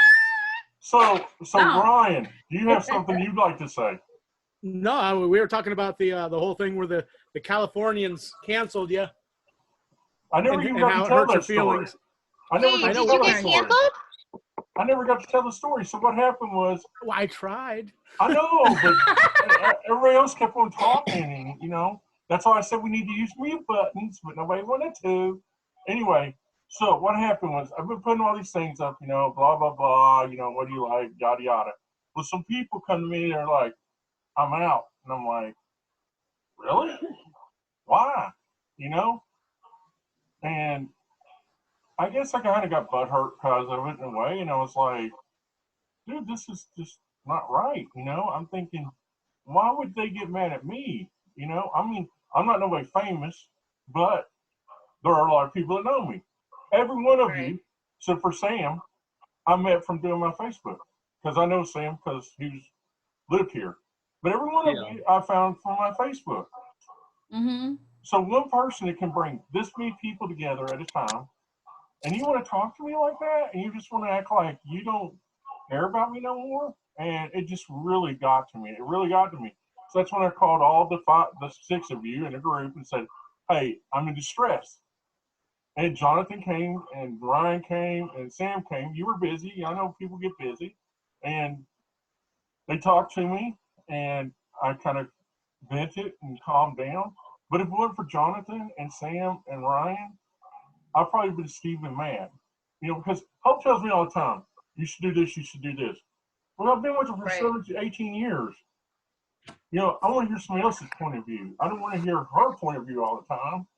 Just like she don't want to hear my point of view. And sometimes it's just getting confirmation. Yeah, I mean, and most of the time, let me tell you, most of the time, she's right. She's right. I hear. Yeah, you hear in the background? I hear. She's always right. She's always right. Right. Listen to her. Here. Well, I gotta hear what they have to say. Well, you go right ahead, but they're gonna say the same damn thing I just said. Here. Yep, she said I'm gonna say the same damn thing y'all said. Hey, tell her that she needs to come on the show next week and be part of this. Yeah, you do. Yeah. Yes, Hope. Your picture's in the logo. You gotta come in and say hi to us. Hope to the show. Bring Hope to the show. Yes. How she's talking, y'all. Listen. No, I've tried 3 fucking times to come in there tonight, and he told me no all 3 times. My. But she wanted to come in to help me calm things down. No, it wasn't like. No, it's not that. I just wanted to join in. Well, you can come join in. We'd love you to. Yeah, come join in now. They're telling you come in now, Hope. I will in a minute. I'll send her the link and we'll see if she does. Oh my God, my thing is like. Anyway, Mike, what happened to you was, and I was actually privileged that I knew all the people involved and lived in the Bay Area. You got to understand, and it's not necessarily a partisan issue. You can go somewhere that is oversaturated with right wingers, left wingers. It doesn't matter. If there's an echo chamber, it gets to the point where they become so indoctrinated with their own bullshit. You said something that went against the grain of what they were thinking. You got canceled. It proved to you that tribal mentality overshadowed friendship, and the Bay Area is huge for that. That's the reason I was asking Ocho earlier if he's ever run under discrimination by can I ask you a question, politics being an actor. Ryan, since you lived in the Bay Area, can I ask you a question? Sure. There's more gay people in the Bay Area than there are straight people, because that's where. Well, I don't know if there's more, but that's not an issue. There are things that are acceptable. But those are Democrats. They won't tolerate. There's things they won't tolerate. But Ryan, what I'm asking differences is, and opinions they won't. What I'm asking is, aren't those people Democrat because they believe in gay rights? Well, they could. There's plenty of gay people that are Republicans. Right. Yeah, you can't say that. Everyone has freedom of choice. There are people that. Dave Rubin come to mind. I'm just asking a damn question. I don't know. I don't like live you there. said, they could be log cabin Republicans. As a matter of fact, there's a character out there, Hagatha, now that's a trans person that does a shtick. The real person, Billy, does another character called Kitty Demure, which is a trans Trump supporter. What do you guys say, Ocho? So when Ryan said, have I ever been discriminated? I have been discriminated, but not because of politics. I've been discriminated because of my religious beliefs. Well, yeah, I can imagine it falls under the same thing, really. I mean, yeah, I had a director who I was actually a big fan of. Private message me, which I still have the messages, and tell me, you know what, you got a good look. You'd be a perfect bad guy but I don't think with your religious beliefs that me or my crew or other actors would feel comfortable around you because just of your religious views. And he happens to be a gay man, And so basically he told me because he was a gay man and I was a Christian that he would never hire me on one of his movie sets, which I responded to him saying, you know what, I've never once talked about anybody that was gay or lesbian, never once discriminated. I'm not about discrimination. And I think it's pretty sad that that you're gonna go and fight for your rights, but yet you turn around and be the same discriminatory person you're fighting against. It's pretty sad. Yeah, the dumb thing is all his text messages. So if I really wanted to be, he thought I was going to be as a Christian, I could blast them all over Facebook. But I believe in karma, and you know, karma will get you in the end. But it's pretty sad that there is reverse discrimination. Absolutely. I mean, I have no doubt of it. That's the reason I asked you that, because I've been in the atmosphere of Hollywood. And never once have I talked about, as a matter of fact, I got a brother who is who's gay. Never once have I talked about gays or lesbians.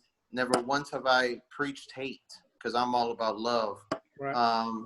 And I can play a faith-based person in a movie, or I can play the meanest, coldest killer. If you've seen El Coyote. So it was just sad. It was a sad day for me because I experienced reverse discrimination. I'd be the first one to say, you know what?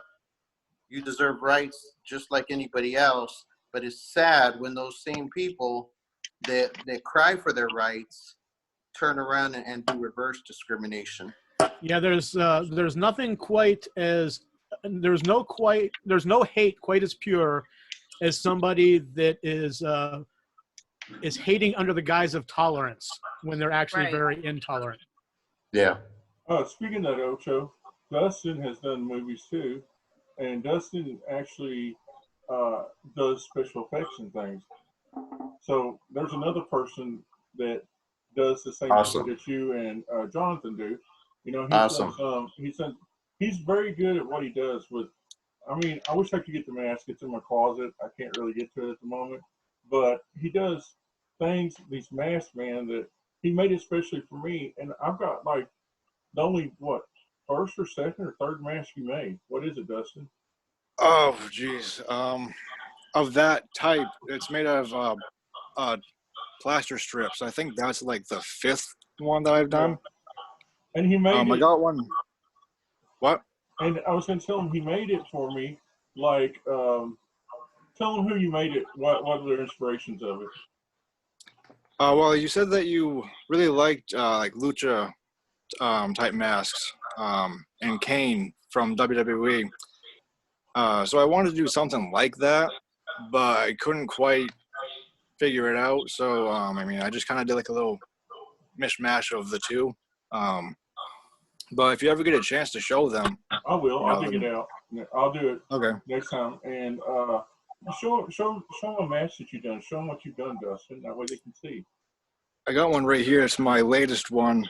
It's made out of a product called Fast Mache, kind of like paper mache almost. It's right here. Oh wow, I like that. That's pretty neat.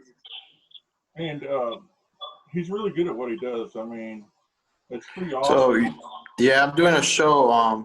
I really can't give that many details, but I'm actually playing Beelzebub. So I know they're actually looking for people that can do transform us to look like different like creatures, demons, whatever. If they need a guy with horns, Ocho. You know what? You know what? I may call you. But yeah, I just wanted Dustin to tell you a little bit about himself because I've known Dustin for I've been doing my show, my Facebook Live for 3 years now, and he's known me almost every bit of that. You know, he had this mask made me like years ago, and this I was able to get it, and the funny thing is this one is latex of his face. So he doesn't have very many latexes. I mean, it's his face. It's the imprint, is what I'm saying. And I've got one of them. So when you put it up to my face, you can tell that my face is a whole lot bigger than his face. You know? So, but yeah, I just thought that was interesting that you all know that about him.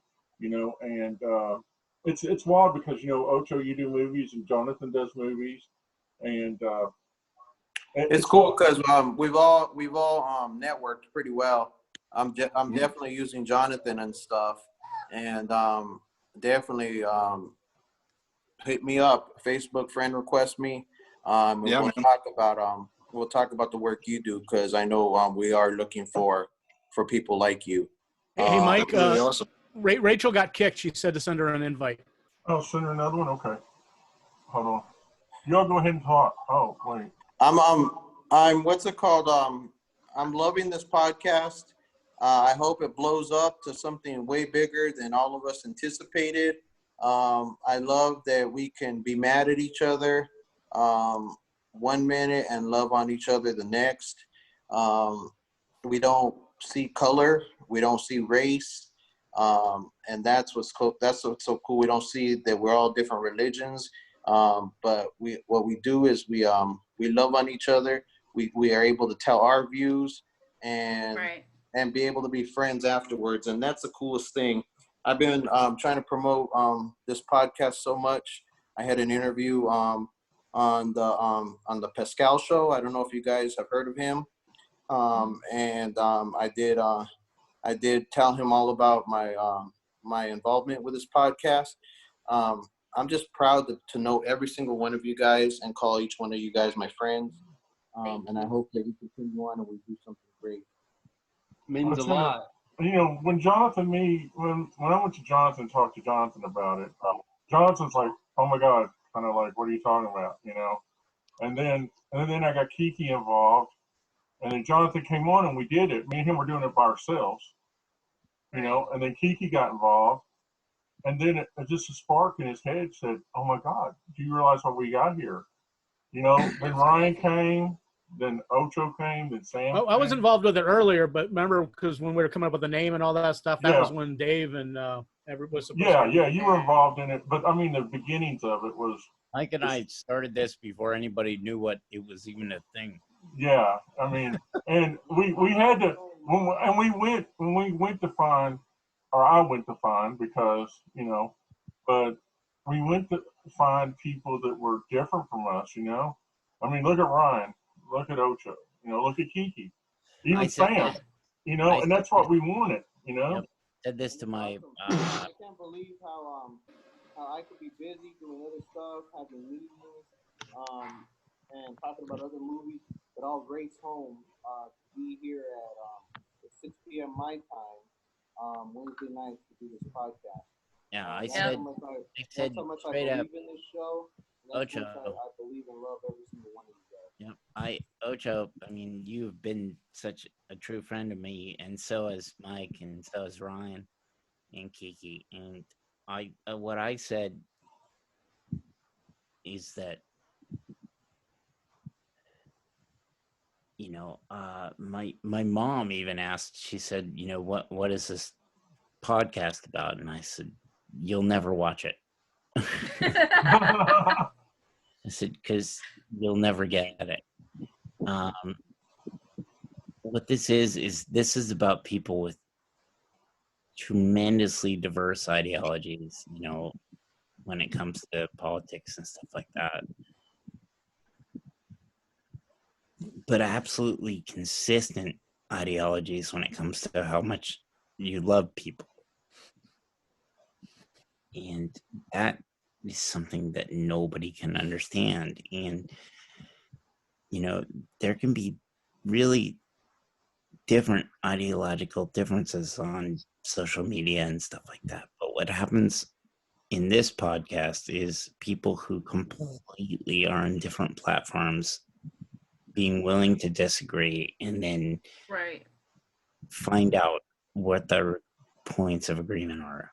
And that's fine. We live far away from each other. And I hope guys remain my friends for the rest of my life. Ocho, your audio's gotten really weird. Your audio is really weird, buddy. Sorry about that. I said we all live in different states, far away from each other, but I hope to God we stay friends for the rest of my life. Yes. Except for me and Sam. to all Sam you. lives close Yeah. to me, but the rest of you, Yeah, I I'm mean, what, Mike? About an hour and a half from you, yeah, probably. but you're from here, so it's not like Yeah. I mean, you live like you've been to my house like many, many times. Oh yeah. I mean, but But the way we met was kind of crazy. me and you. That was kind of nuts, if I can say so. Yeah, it was a Carol Baskins moment, wasn't it? Kinda. Who killed who? Hey, you guys got me to watch that series, and I hate you all for that. Oh my God, Carol freaking Baskin. Carol fucking Baskins, that bitch. I was looking at eBay, and I was even gonna get a Joe Exotic toy. That's pretty sad. Oh my God! What kind of Joe Exotic toy? Okay. Not one like KiKi has, but Okay. Hey, Dustin over here probably can make action figures if he tried. I've never attempted, but that would be really sick. I mean, I got one to show you. I heard The part that scares me is you wore a hole into it, KiKi. Kiki's got a little friend, and he ain't very little. and very pink. Yeah. Be careful of that one, KiKi, though it looks like it has a shanker. A shanker. Are you happy to see us, or you just want to shank us, KiKi? Oh my God. Where's Rachel at?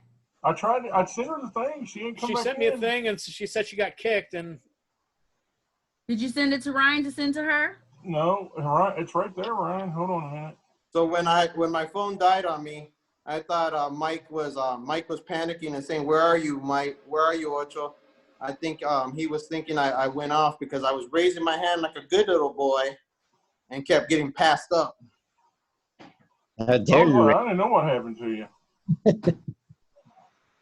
I'm not one to drop off because I got passed up. I'll I send enjoy it. hearing you guys fight more than anything. Why is it not working? All my stuff's Where not is working. she? Hey, Ryan, it's in the group. All you gotta do is go get it from the group. What? The way to get into the Guys, I apologize. I have to teach my acting class. All right. Hey, Johnathan, you Yes. have a good night, man. And if you need to talk, you got my number. We love you, man. love you, see you, brother. man. It was nice to meet you. Nice to meet you too. We love you, buddy. Class. See you, man. Night, KiKi. Good night, Ryan. Night. Good night. Good night, guys. Okay, I got a question. Has anybody seen on the news Trump talking about the super duper missile? I heard talk of the super duper missile. The super duper missile.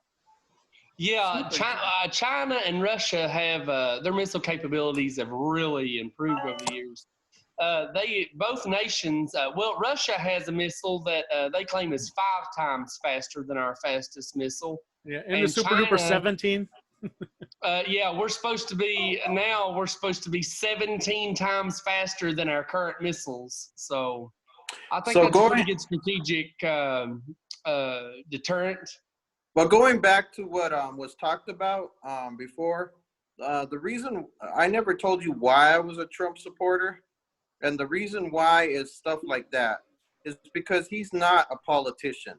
He's not someone who is built on greed. Well, maybe, but he's not one of those politicians that we continuously had as presidents, senators, and have failed us completely.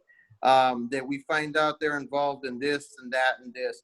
I like the man only because he's someone who was totally not involved in politics, who came in and was going to tell people what he stood for, no matter what they said. He was gonna tell people what he thought, no matter what they said, and was gonna clean up the swamp, which means the dirty politicians who have been doing their jobs for years and taking our American money. That's exactly right.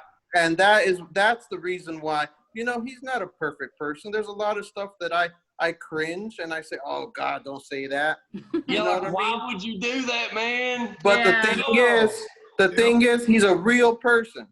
He's not taking money as a president like all the other presidents has. He's denied. He's lost money, and I think I heard someone say that. Like, if you look at statistics, he's lost money being the president of the United States.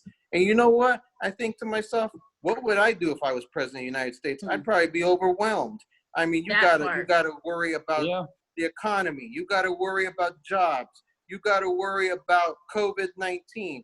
You gotta worry about anything. China. You gotta worry about Russia. I love the way he says China. Everything. And what I like too is he wasn't afraid to say, you know what, I'm also a Christian and I bring Christian values to the presidency. Yeah. And you know, I know a lot of you guys don't believe what I believe, but to me that was kind of cool because Christianity's been pushed aside in the last few presidents. You know, it was okay for Obama to say that he believed in Muslim stuff and to have a Muslim rug behind him, but yet if you were to say you're Christian, then you know what? You're crazy. You're psycho. You're a nut. You know what I mean? And I'm not talking about Obama because Obama did some good stuff. He also did a lot of bad stuff too. And the thing is that I was just happy to have someone that just wasn't bred to be a politician. You know, this guy was on this guy had his own show firing people and was a celebrity, and you know.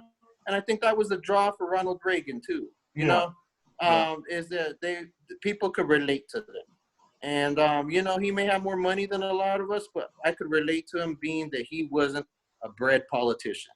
And I know I'm talking a lot tonight, and I'm sorry, but I had my hand up a lot, and I got passed up, so I'm talking. I was pulling for you, Ocho. I was trying. You know, like I said, I didn't vote for I won't raise my freaking hand anymore if that ain't gonna be the rule. But you know what? That's my belief, and that's why, you know, like I said, I've hidden a lot on Facebook, on my Instagram, that I did vote for Donald Trump, and I do support him a lot. And it's sad when I got my in-laws, and I love them to death, but I got my in-laws because they're Hispanic Mexican saying I'm a traitor to my race, and that you know, and that I you know, it's kind of embarrassing because I'm a Mexican that supports Trump. But I'm also an American citizen who was born in the United States and believes that if you want to come into this country, this great country, then you know what? Go about it the legal way. You know what I mean? That's right. You know, I agree with that. And you know, and I love my Mexican people.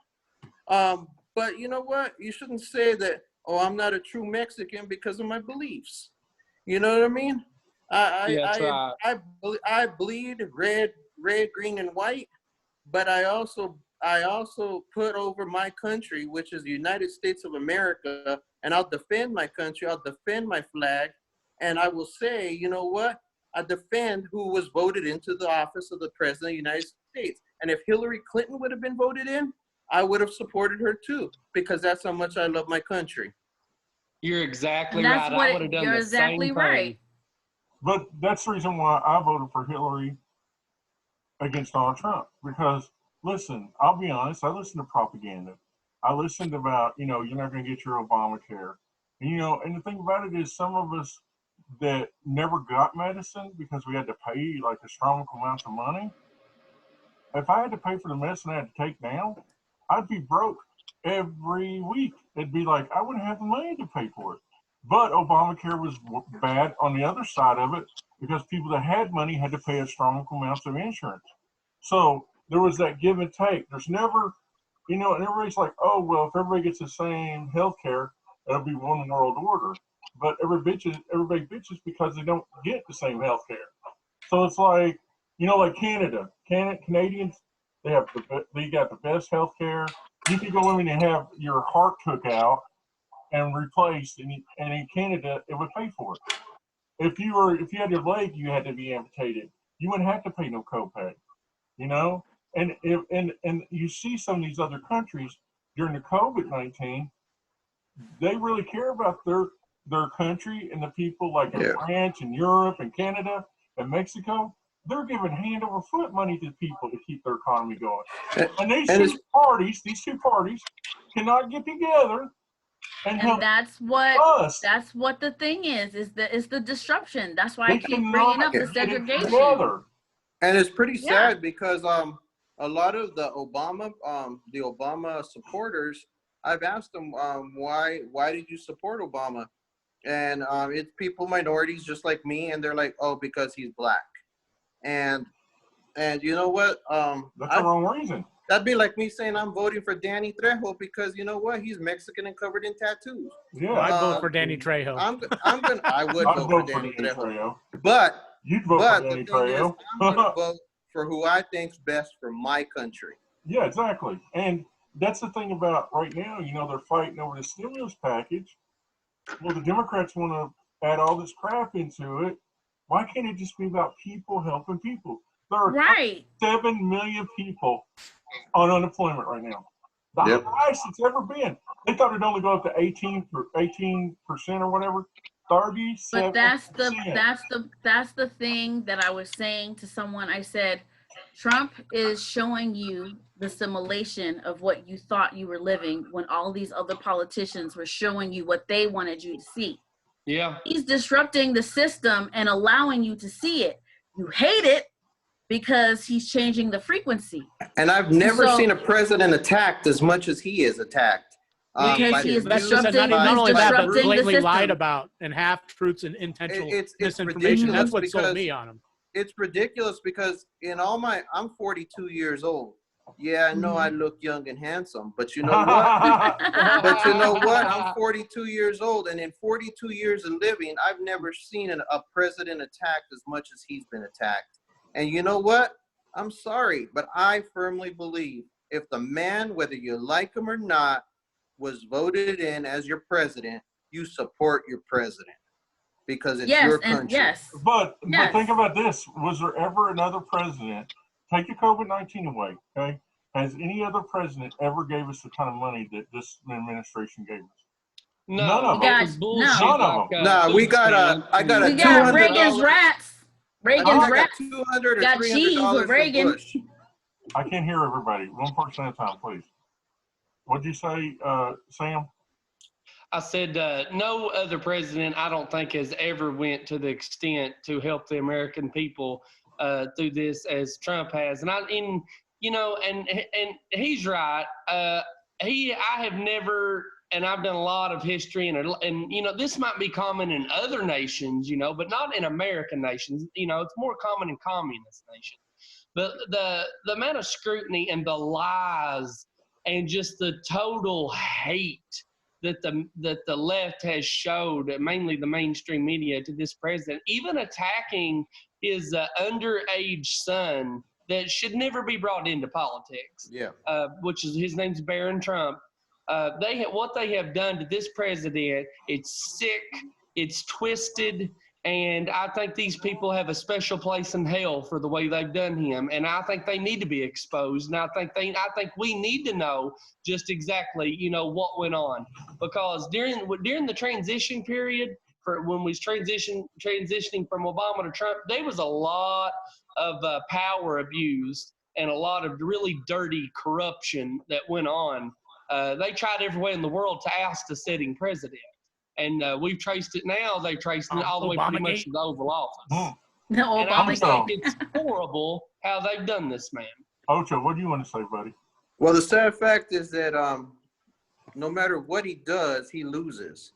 And I was watching a news show, and they were saying that he was getting grief because he was saying about COVID way before people wanted to hear about it. And they were getting mad and saying, oh, you know what facts do you have? What this, and this, you're overreacting, you're gonna hurt our economy. And then they turn around and say, oh, you acted too slow. And it's like it's a lose-lose situation for the man. As it is, he's got a lot on his shoulders, dealing with all he has to deal with. And I'm sure, like I just said, us as regular people, imagine the burden that you have as a president of the United States, no matter who you are. What is it they woman, say? man, With whatever. great power comes great responsibility. Exactly. And you know, quoting Spider-Man is the truth, because that is the truth. Absolutely. And the sad fact is, it's sad when no matter what you do, you're wrong. And you can't please everybody. And the way I feel is he's trying. Give the man a chance. It's a bad decision to switch out a president during this. It is, and I don't believe in. Even if said someone this. came and was the greatest man or woman or whatever, you know what I mean, to come and out of the woodwork, I still would not change hands of leadership during a time like this. No, because you already know who you're dealing with. And if it happens, trust me, we're gonna go downhill. What do you think, Dustin? Do you agree with that or not, Dustin? Yeah, for the most part, I agree with that. I mean, I definitely don't think that we need to change leadership right now. I think that we all just need to come together and, figure this shit out. That way we can move forward with it. And then when the time comes, then we can figure out who we want to be our leader. But until then, we just got to get this shit figured out together and stop bashing each other, regardless of, who you want as president. We all just need to figure it out together because, I mean, we all live here, Yeah. It's not going to go away just because we have a different person, as president. It's still going to be there no matter what you do. Where you at, Dustin? Where do you live? Maine. Maine, okay. Let me ask you a question, and then I'm gonna go to everybody else, okay? Do you think that they've opened the country up too soon where you live? Well, I mean, with our governor, she's shut down everything. Businesses are shutting down. The economy, if I remember correctly, is the worst, like state-wise is the worst in the country. And she's not doing anything to help at all. So we're still shut down. I think that we need to slowly open up because we hardly have any cases anymore. I mean, we had some more before, but like we're pretty low. We don't even have 100 as far as I know. And the majority of them are all in one county. So like if she were to actually do some research and figure out what other states are doing, what other countries are doing, and the ones that are actually seeing progress, kind of implement the things that they're doing and slowly start to open back up. Because she's just killing the economy. She's killing our businesses. So, I mean, there's people protesting her to get out. And I mean, I'm agreeing with that because she hasn't done anything good for us. So, yeah. What do you think? What do you think about where you live in Arizona? Was that for me? Yeah, Ocho, Arizona. So our governor has slowly opened up stuff. And there's still where you required now when you go to stores to wear masks. There's still social distancing. There's still some stores that didn't open and do curbside pickup stuff. The order online and do curbside pickup. I think that's needed, the slow opening of businesses to help our economy. What I don't believe in is stupid people who go out there and totally forget why we were locked down, and they're out there hugging each other and close to each other, not wearing masks, not washing hands, not following the guidelines and the rules. And these are the people that are going to get us shut down all again. But like Ryan, I'm kind of headed in his direction where the economy did need to open up, or else we were going to take a nosedive. But it's people. I see people gathering like if nothing happened, and I just hope and pray that it doesn't spike and that we're back in lockdown again. Ryan, how about where you live, buddy? How's it where you live? I'm fortunate in the sense that there's not a lot of cases where I'm at, so I am seeing it from a different perspective. The things that I have an issue with is it definitely should be encouraged for people to take these precautions, but let's face it, people don't know how to. People don't know how to wear PPE properly. They're wearing these cloth masks. There aren't N95 masks. They're so uncomfortable and hot that if you watch people when you're in the store, they won't keep their hands off of them anyway.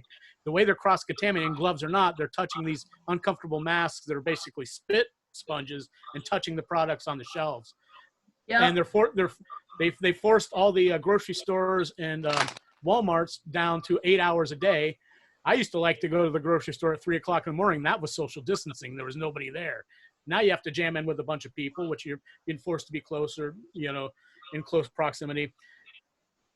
Yes, is COVID-19 a real thing? Absolutely. Should precautions be taken? Yes. I don't even want to catch the flu at this point because if you catch a cough, everybody's going to look at you like you have the plague. So what about where I have an issue is sorry. I don't like governors in a police state having that power because people abuse it. It's turned into a war between COVID Karens and pandemic Petes. You have one side or the other. You have the ones that say it's fake, which it isn't. Then you have the ones that are so authoritarian that they want to force other people to the rules. People just need to have some common sense. If you want to isolate, you should be able to isolate. If you want to take a risk, you should be able to take a risk. But no matter how you cut it, this pandemic's going to have to run its course anyway. And the goal is to run this course where we actually can cooperate and come out of it with the least amount of lives and damage as possible. And the lockdown works on people's mental states. So does the economy going to shit. So there's an awful lot of different issues as far as the lockdown goes that need to be addressed and need to be discussed. But the one thing I do know that's inappropriate is it's turned into it's that divide. It's turned into that war between the left and the right, where the left seemingly want there to be more regulations and be, basically, we'll just give us stimulus checks and we'll stay locked down for another 3 months. Whereas the right seems to be pigeonholed as we want no precautions and everything lifted right away. Well, we're going to have to find common ground in the middle, be smart about it. But in the end, one way or another, it's going to run its course. It's going to end up being a memory at some point. And we just need to deal with it and chalk it up as to an experience and maintain as much humanity and rights as possible by the end of it. And good riddance to it, too. What do you think? Absolutely. That's the one thing everybody agree on. Thank all things holy and unholy when it's finally gone. KiKi, what do you think where you live in California? Well, I think that they have these phases that they're going through right now, and I think we're at phase 1. It started on the 15th of May. I think that when people knew that date was coming, they started socializing more, having more birthday parties and stuff, more social gatherings at homes. Even though that you're not going out, it is your family and stuff. And I understand that people, miss their family, but you compromise everyone else that you come in close proximity if you're saying that you're going to open up schools. Yeah.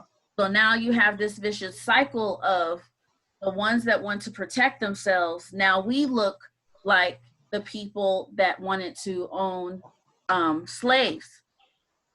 It's that weird, sick thing, if you think about it. In that era, it was a good thing to have a slave. It's a good thing to not social distance. So you have that little thing in your head that segregates you from them and they. And that them and they mentality is hurting us. All we're saying is get the proper protection. Yeah. Follow the guidelines.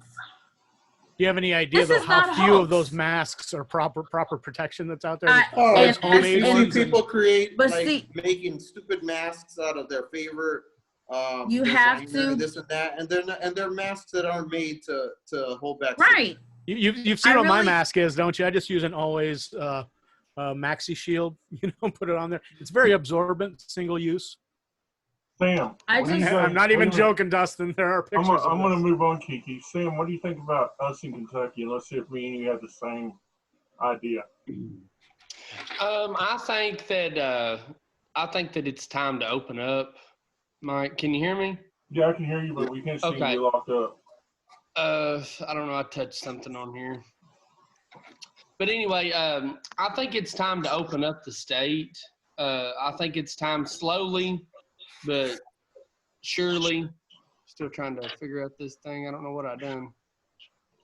I think what we need to do, though, I do think that we need to force precaution, not really force it on the people, but I think, like it makes sense, if you're following the proper steps and stuff, it just makes sense, that you're not, it's going to slow the spread down. Yeah. But, our nation isn't made to just sit still, something's got to drive that economy and something's got to make that money. So I think we're going to have to open back up. It's time. It's killing small businesses. You know where we live? We live in Kentucky, me and him. And let me ask you this question. We know every day that Andy Beshear at 5 o'clock is going to tell us everything we need to know about what happened in a 24-hour period. Can any of you all say that your governors do that every day? No. Not that I know of. I don't follow up on it too much. What about you, Michael? Ocho? No. What about you, KiKi? Mm-mm. What about you? I don't watch the Ryan? news. Well, I'm in New York. You always hear from ours, but our governor, and Sam can tell you this, has only missed, I think, 2 days out of every day since COVID-19 started. He tells us how many people in each county has it. He tells us how many people die. He tells us all the things about how to get things done right. He tells people to be patriotic, make sure that you take care of yourself and the people around you. And like I've said before, I don't care if you're Democrat or Republican, this guy is not his dad, which everybody wants to pigeonhole him to be his dad, because his dad stole money, and everybody's like, oh, he's going to be his dad. And Sam can tell me, he's in politics here in Kentucky. He is one of the best governors during the COVID-19 that anybody in the United States could ever want to have. And I'll say this right now about him, and Mitch McConnell, if he can hear this, he can get mad if he wants to. I don't care.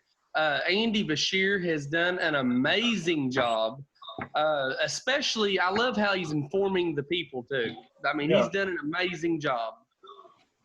And I get what you are talking about, like Ryan and Dustin. I don't know about you, KiKi. I don't want to say where you live unless you want to say it. But I get what you say. Like where I live, we've only had 1 case so far. Around me, there's only 1 or 2 cases. So I get what you're saying, but you can't pick and choose what counties you open up in the state. You just can't do it. It's like, okay, I'm going to let people in Jessamine County go back to work, but the county right beside you is not going to go back to work because there's like 25 cases. You know what I mean? It's like you can't pick and choose which ones are going to be what. And I see, I'm big into music. Dustin knows, Ryan knows, all anyway. I'm big into music. And I just seen a thing where Gary Hoey, do you all know who Gary Hoey is? Any of you? Guitar player? So. He's a guitar player like Steve Vai. Anyway, he's doing a show down in Tupelo. It was canceled. Now they've got it back. It's $75 per car. Okay, per car. He's doing 2 shows, 1 at 12 and 1 at 3. You are sitting in your car watching him play right there live for you in a concert. I told you all this was going to happen because I've seen in Europe and places. I don't know if you've seen it, Dustin, but in Europe, they're doing outside concerts and venues, and people are sitting in their cars. So driving theaters are going to come back. We're going to get driving theaters. Thank God we're going to get more driving theaters probably. Because my hometown's got, or not my hometown, the city I live in's got one. Stanton's got one close to us too, so we can go there.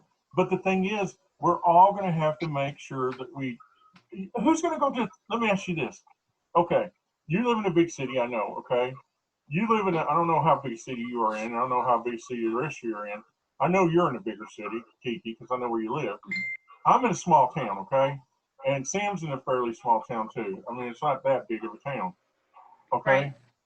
I have to drive to go to a theater where I have to sit asshole to elbow with somebody. How many people you think are going to go out and watch a movie when it's time for you to go to a movie theater? I want to start with KiKi first. KiKi, what do you think? I'm going. You're going to go asshole to elbow with somebody.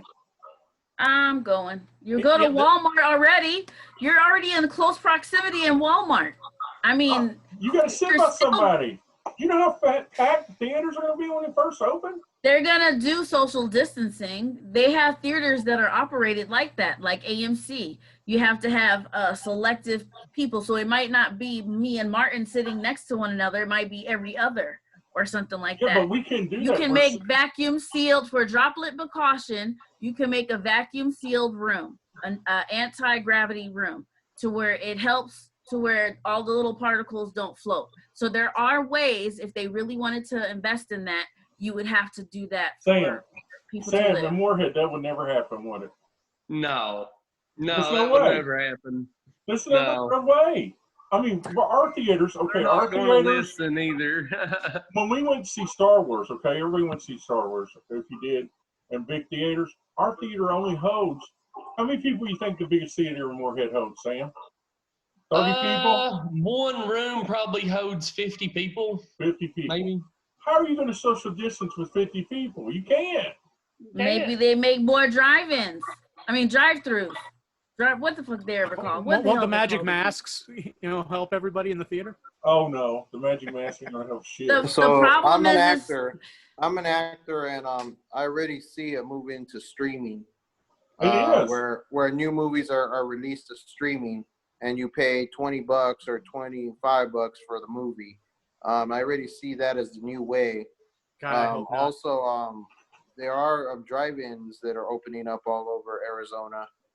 Which is they had all closed down, but they're popping back up, and those are becoming popular. But streaming, I think, is going to be the new movie theater. Well, the Trolls movie.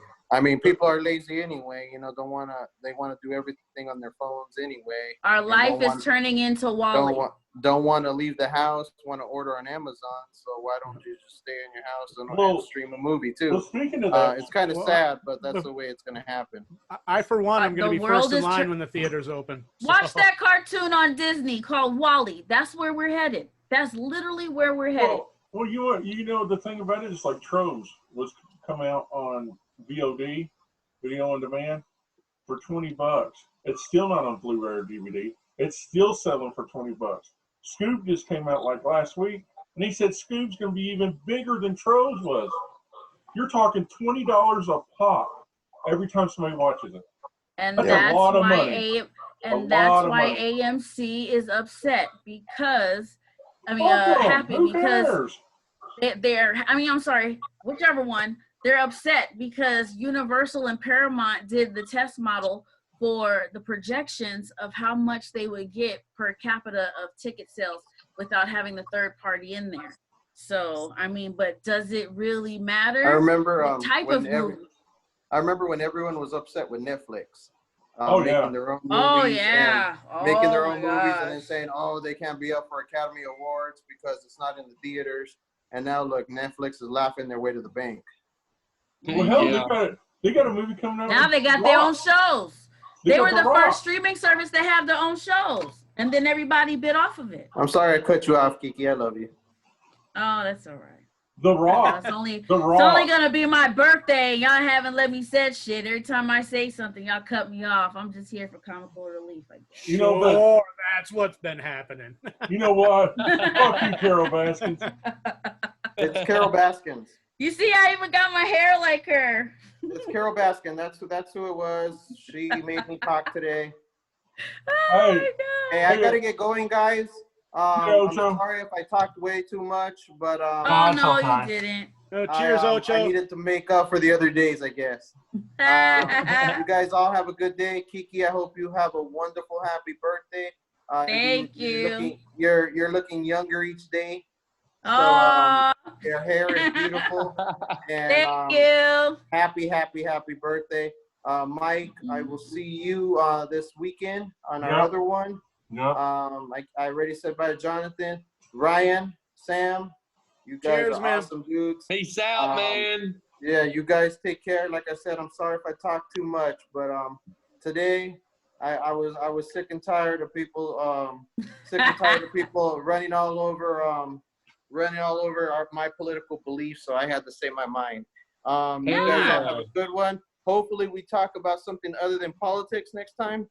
I want to. Okay, look, I want to talk about spirituality without, and trying to teach somebody some stuff. That's what I want to talk about. But we'll never get. That's awesome. Let's talk about that. As long as you don't pull out your pink little friend, we're good.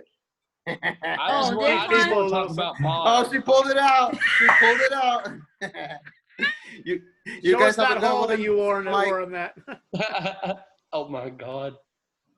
She's probably high as a kite anyway, Ocho. What do you think? There's a hole in your dildo, dear KiKi. There's a hole in your dildo, and the stuffing's leaking out. See you, Ocho. Hey, we gotta put that on. We gotta coin that. We gotta put that on iTunes. And I think we just came up with a theme for the show. What? Pink dildos? There's a hole in your dildo, dear KiKi, dear KiKi. And there's a hole in your dildo. The stuffing's leaking. What the hell are you showing everybody? Oh, tarot cards? No. See, she's high as a kite. I told you. She's high as a kite, boy. Oh my God. Y'all are killing me. Like every time I get like really, really into it. Okay, I'm like, damn, I'm trying to send love and light and trying to fix everybody, but oh no, KiKi, somebody else. I'm like, okay. Man, you all made Justin. You made Johnathan really just like, what the fuck's going on today? Yeah. Oh, I did love it that Johnathan started with, I'm not going to interrupt people this time. This is my goal. That is so true. You see how what happened? I'm telling you, all you motherfuckers are going to mute yourself. And if you don't, I'm going to mute you for you. You hear me? Dustin over here. Mute you for you. I like that. Dustin over here ain't said shit. He's just like standing there going, what the fuck did I get myself into? I'm a quiet person in general anyway, so it's just what it is. He started talking about Cradle of Filth or something, man. He's like, yeah, devil horns. I think the thing see a is, Cradle of Filth poster back there. That's why I said that. Oh, yeah, I got a bunch don't of you them. think it's like crazy? Because when you watch shows like The View and all this, that, and the other, there's times that you can see that they really, really want to release and then they cut. I think that if people could just see that you can really have that heated freaking argument while you're holding those cards and then see why the show is so successful, I think that's what we're doing here. That's the precursor to not, you're still in your views, America. We used to be like that. We used to be a melting pot of people that were together. That's how it is in New York. Why is it that every time everybody goes to New York and stuff, they say, oh my God, everybody just gets, when you live there, not when you visit. They always say, oh, they're so welcoming and blah, blah, blah. Because it's like how there is racism there. But at the same time, we know where and where not to go to. But everywhere else is pretty much, everyone gets along. And that's how America should be. Listen, KiKi, Sam can verify this. How many Black people live in the county you're from? How many? You talking about Morgan? Yeah. Probably 5, if that I know of, maybe. No, 5, I know one family moved out. So I don't, huh? 5 people, KiKi, live in the county we're from. Yeah, I'm pretty sure it's 5. And wow, that's small. And then the guy who wrote Final Destination is from the county over from us. He had it bad for himself. There was only 3 Black people in his county: his mama, his sister, and him. And he was gay. So can you imagine the ridicule that he got in the biggest redneck place?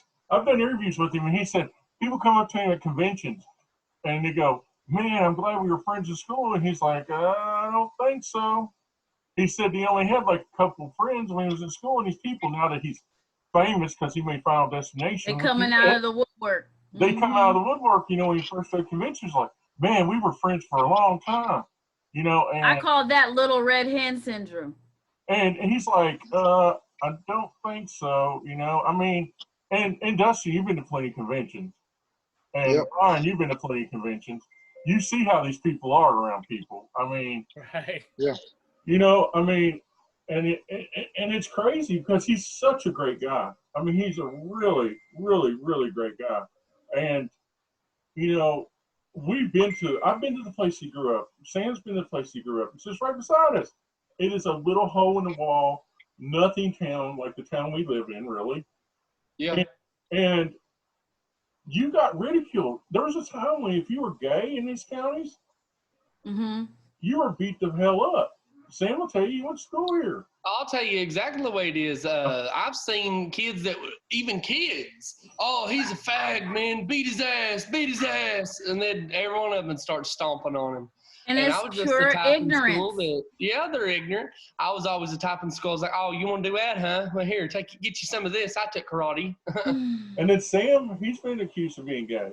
And it was hard for him at times. I guarantee it. I mean. Oh yeah. I mean, I've been accused of everything, but yeah, that's always one of the things, and I always thought, well, so, even if I was, so what? Yeah. And that's the thing. It's like, if you have to react, it's like, what's wrong with you? Like, what gives you the reasoning to have that thought, to act, to connect? Just because you can, that you're not God. That's like I guarantee you that if a kid come out as gay, where we're from, I'm not saying just as County, I'm talking about the place where we live around here. If they were come out gay, their parents would disown them. Matter of fact, I think that's the family that adopted me. They had a foster child that they had adopted, and my sister actually, and they disowned her because she was lesbian. It happens here. Here. And it's ridiculous. I mean, Hope can tell you stories. Because Hope's when I was a young teenager, Mike, I had a pastor of a church, and my own uncle, which was the deacon, singled me out in front of everybody that I had went to this church with, and they took me in a private room and asked me if I was a homosexual. That if I was a homosexual, that I wasn't allowed in their church. Well, I thought, well, first off, I'm not a homosexual, and second of all, shame on you. Shame on you, buddy. Sam, no, Holmes, he said see, that's the reason why I post the things that I post on Facebook about spirituality, because spirituality and religion are two different things. Oh yeah. And a lot of people come at me because I say, I do believe in God. I believe in God. He has many names, but I'm allowed to be free. That if I come across someone that is an atheist, I understand where they're coming from. I just don't believe in the absence of spirituality. That's my belief. But I don't shun them and cast them and say, no, you have to be the way that I am. And that's what organized religion does. It makes people organized in this little cult, and they're not even free spirited because they're judging how God created them. You people on this planet Earth are not God. No one is. And I don't that's why I stepped out of churches, because I didn't like that fear mongering freaking mentality that you're going to go to hate fire if you lay it with another man or whatever. And then now you have a majority of people that are in LGBTQ fighting for their rights and stuff. And there's people that hate them just because of their sexuality. You're just as bad as someone that is a white supremacist. Yeah, I mean, you're just as bad. That's so true. What do you you're think, just as bad. Hold on, Dustin, what do you think, buddy? About what exactly? Because I got the whole. I know kind of your story. They don't. So about the whole religious thing. I mean, tell them what you think, man.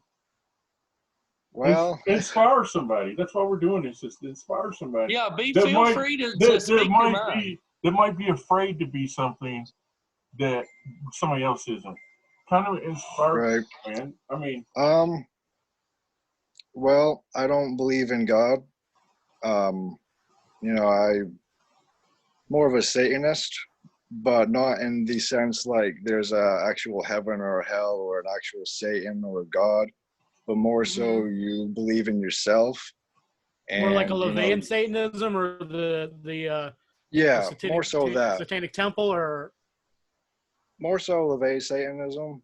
Like, I mean, doing what's best for you, best for the people around you, and, you know, being able to express yourself without someone coming in, you know, like I was talking about earlier with censorship and all that, and people just forcing, you know, themselves on you to get you to believe what they believe because they're afraid or they don't like what you believe in or what you do. Right. I mean, I'm glad you, not to cut you off, but I'm glad you brought that up, because a lot of people think Satanism is just about worshiping Satan. And yeah, I've said from the beginning, Satanism is about believing in yourself and believing in what's ethical to you and believing in the people around you. People think when you say Satanism, oh my God, it's the worst thing in the world. But it's not. It's not. They have evolved so much. And it's not like an atheist. You know, me personally, I don't like churches. I really don't like churches, you know, because I think churches are a place where, and Sam will understand what I'm saying, is where you go and they're like, here, give me. It's all about that in the South where we live.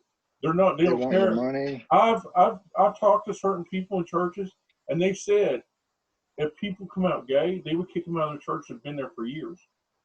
But they know they are. And that's the sickening thing. They know they are, but until they come out and say it, they're not going to say nothing. So, in turn, I believe in God, but I don't believe in God, if that makes sense in a way, and in some things. Because when my father passed away, when I was 19, my dad was a preacher for many years, okay?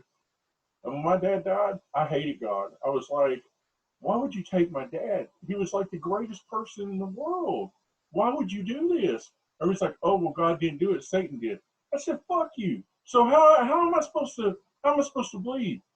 You're telling me God's the one that's all higher being, and then you tell me Satan did it? I mean, no, my dad died because he had a heart attack at 43 years old, okay? That's what happened. He died at 43 or 44. How old was he, Hope? My dad, 43 or 44. Because you remember I was like, oh, I'm not going to live that long and all that shit. 43. Because I didn't think I'd live that long. I really didn't. You know, I'm a big guy, you know. I'm like, fuck, I'll die of a heart attack too. But, you know, you just can't bring, you know, Hope's a hardcore Christian when it comes to, you know, that's what her grandmother instilled in her. And her grandmother was a great person. I wish I could have met her. I didn't get to meet her. She passed away. But she instilled that into her, that you're supposed to go to church. We don't go to church, but we should, you know. And if I found a good church, like my friend George Oney, which Sam knows probably, that died, passed away, one of the greatest men I ever known. He was like 80 years old, and he didn't push religion on you. He smiled every day of his life. And when he died, I think it hurt me worse than some of my own family dying, because he was just that kind of person. He made you want to be a good person. But that doesn't mean you have to go to church to be a good person. Look at Dustin. Dustin's a great person. I try to be. Dustin's been one of my friends for a long time.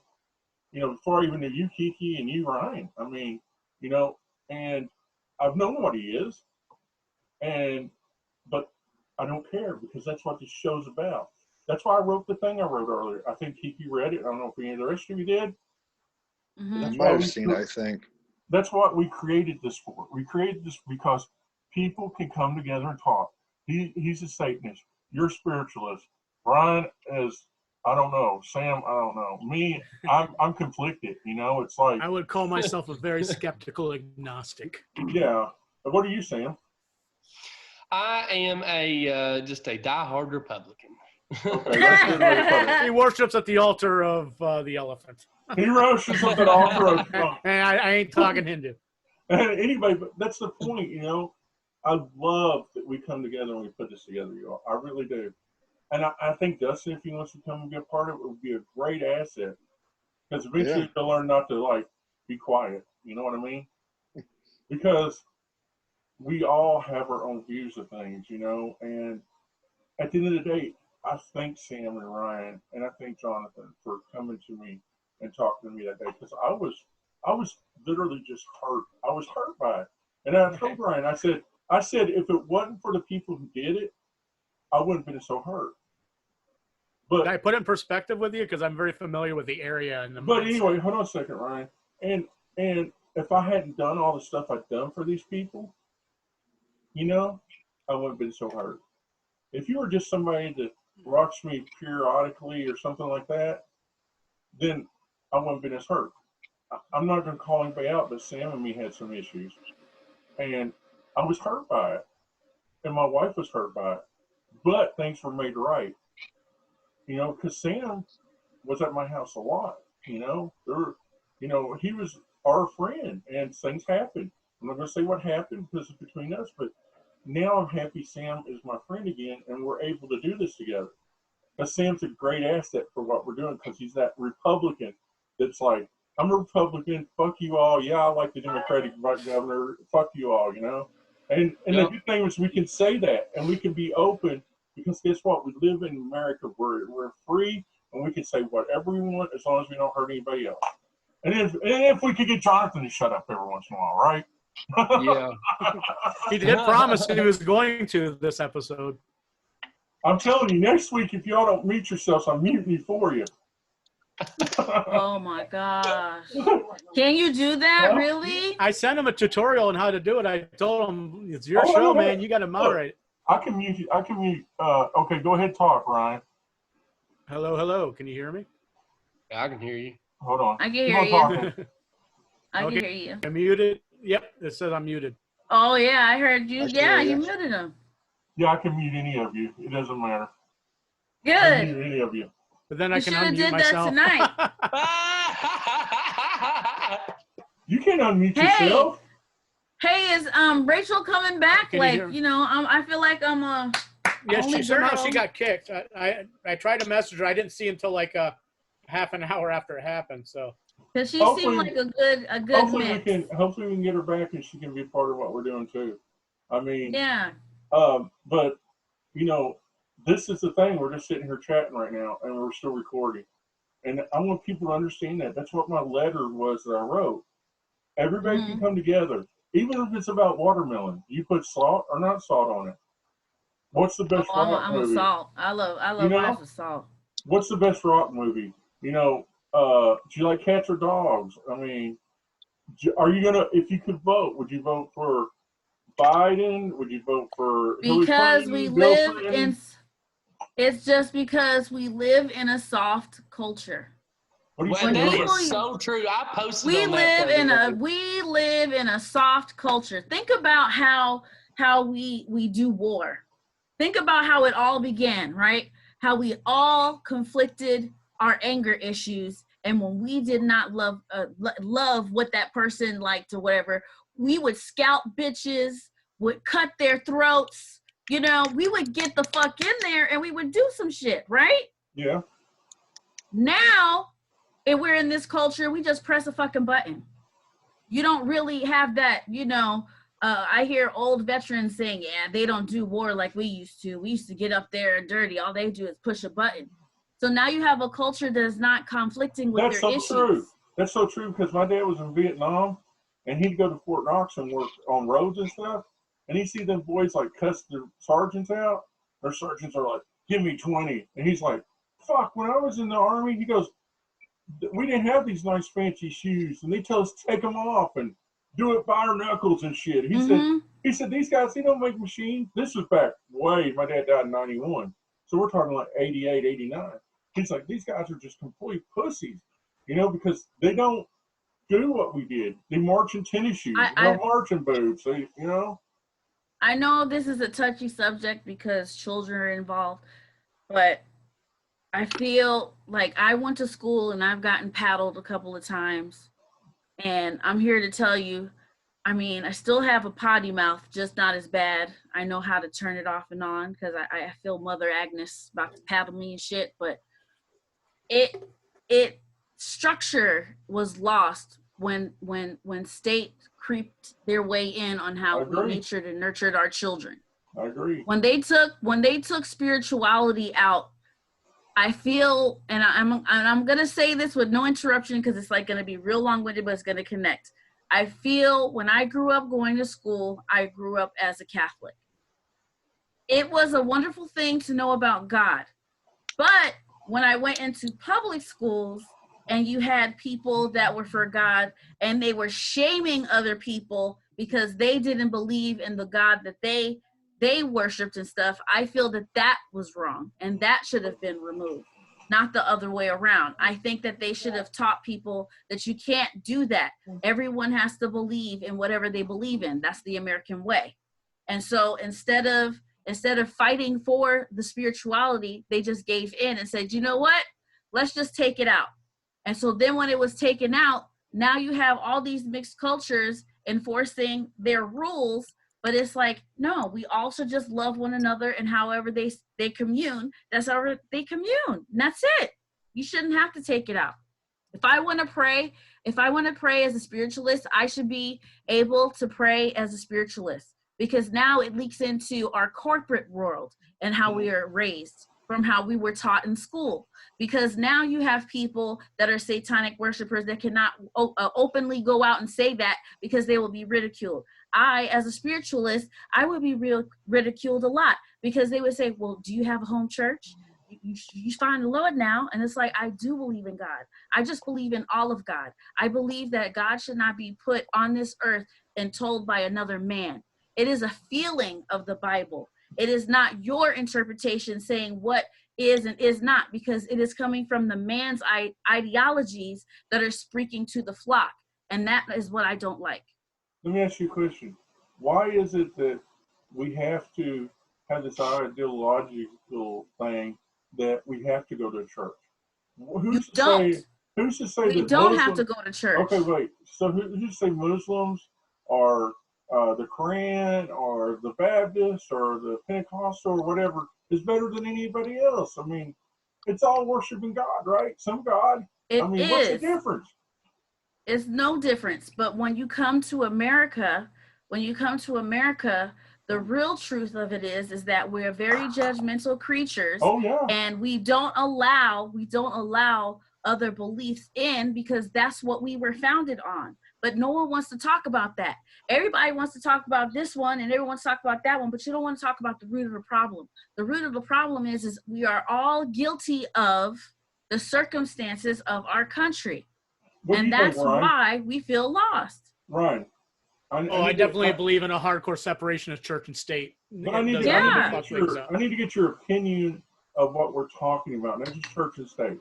I want to know your opinion of the way that people. If people want to silently pray in school, that's fine. But whose ideology is going to be forced? You know. It's right. I don't like that. It's kind of like, okay, I used to do a show. KiKi knows. I don't know if Brian does. Sam does. I think maybe Dustin. I used to do a show with a guy, Jim. You all met Jim one night. Remember the blind guy that with the root? Okay, he believes in flat Earth. Okay, I really don't believe in anything. I'm going to be honest with you. I don't know if it's flat, round, square. I don't know what it is. But everybody, it's like everything else in life. Everybody gets bent out of shape. Elvis is dead. Elvis is alive. Michael Jackson. Tupac's alive. Tupac's alive. Tupac. He's alive and well. Alive and well. You know, it's like, I'm going to talk to Dustin for just a second. Dustin, you're a Cradle of Filth fan. Okay? Yep. I read an article, okay, in Rip Magazine, I think it was. It was Danny Field. It was the singer of Behemoth, I think, and the singer of another one of those death metal bands, okay? And the guy asked him, okay, think about this, you all, okay, when I'm talking to Dustin about this. You know Danny's got kids, right? Danny Filth's got kids, and when he's not Danny Filth, he's the man that's the dad of these people, okay? And they asked him, this was a Christmas issue, they asked him, he said, would you tell your kids, and he asked all of them, would you tell your kids that there's no Santa Claus? And the other two guys go, well, I don't believe in fucking Santa Claus, so I'm not going to let my kids believe in Santa Claus. And Danny goes, why would I take that away from my kids? He said, I'm a human too. He said, you know, it's like, I don't know if you met Danny or you've seen stuff about Danny, but when he comes off stage, he's not Danny Filth anymore. He plays that character.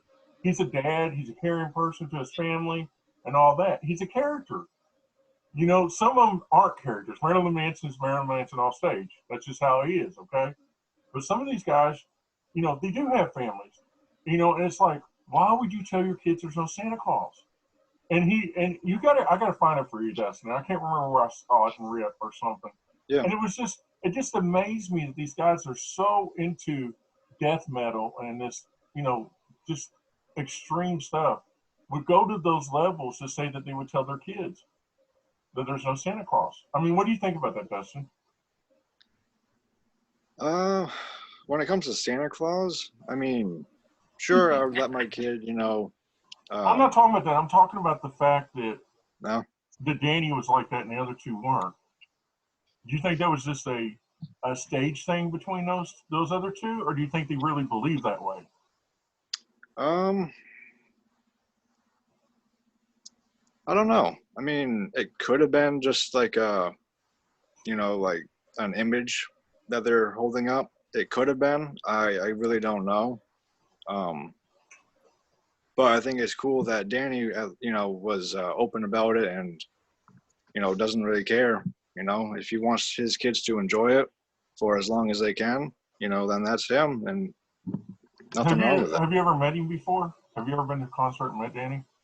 No, I was going to years ago in school, but they couldn't get over here because their visas, the government wouldn't allow them. So that was complete bullshit. So I know Ryan probably knows who Cradle of Filth is. I don't know if the rest of you do. Yeah, I know who Cradle of Filth are. I don't know if the rest of you do, but you know, they're extreme, black metal? More extreme metal. I mean, that's like a way to really, that's a general idea, but like a gothic, symphonic, more so black metal, but not quite that. But, you know, they're around that area. Yeah, it's very complex. Yeah, I wanted to ask you about that because I thought that was just really weird, you know? I mean, there's all kinds of different subgenres and everything. I just, you know, I would never tell my kids there's no Santa Claus. I don't care if I was the biggest devil worshiping son of a bitch there was, you know, like hardcore devil worship. Well, that's when Krampus brings your presents when you worship Satan. Oh, Krampus? Yeah. Man, they've done enough damn movies about him, haven't they, Ryan? Yeah, Rare Exports is the best one, though. What is it? Rare Exports. The short film is actually better than the feature film. Oh, really? I'm gonna have to check that out. I know a lot of people have done Krampus movies, and it's like, oh my god, that's like the zombie genre now. Everybody wants to do a Krampus film. You know, KiKi, you're sitting there looking at me like you're just amazed by what I just said. She's just worrying about Krampus. Oh, she's worried about Krampus. Y'all are killing me. No. You are killing me. The funny thing is that all of those beliefs stemmed way before Christianity and Wiccan beliefs. Mm-hmm. And see, the problem when I tell my little brothers and sisters about their history of Christianity, then they get mad. I said, so when you live here in California and you go to the missions with the little man praying in the front with his little rosary, he wasn't a nice guy. He sent people out to get scalped because they didn't convert to their religion. Those were that's what it wasn't that they were happy to see them and work for fucking free. No. Not to mention what he did to the kids. Yeah. You see what I'm saying? So it's like when you talk about the truth, just speak the truth and know that this is what it was founded on. And then move past that. If you still want to believe in it, go right ahead. But I am doing what my ancestors did, spirituality. I believe that God is everywhere, and I don't believe in a man telling me where my light is coming or going. I don't believe that. Those aren't rosary beads. Mm-hmm. Okay, I gotta ask you all, one by one, okay? What can you not wait to go sit down and eat in a restaurant? Which restaurant? Start with KiKi. Bubble gums. What is it? Want some shrimp gumbo?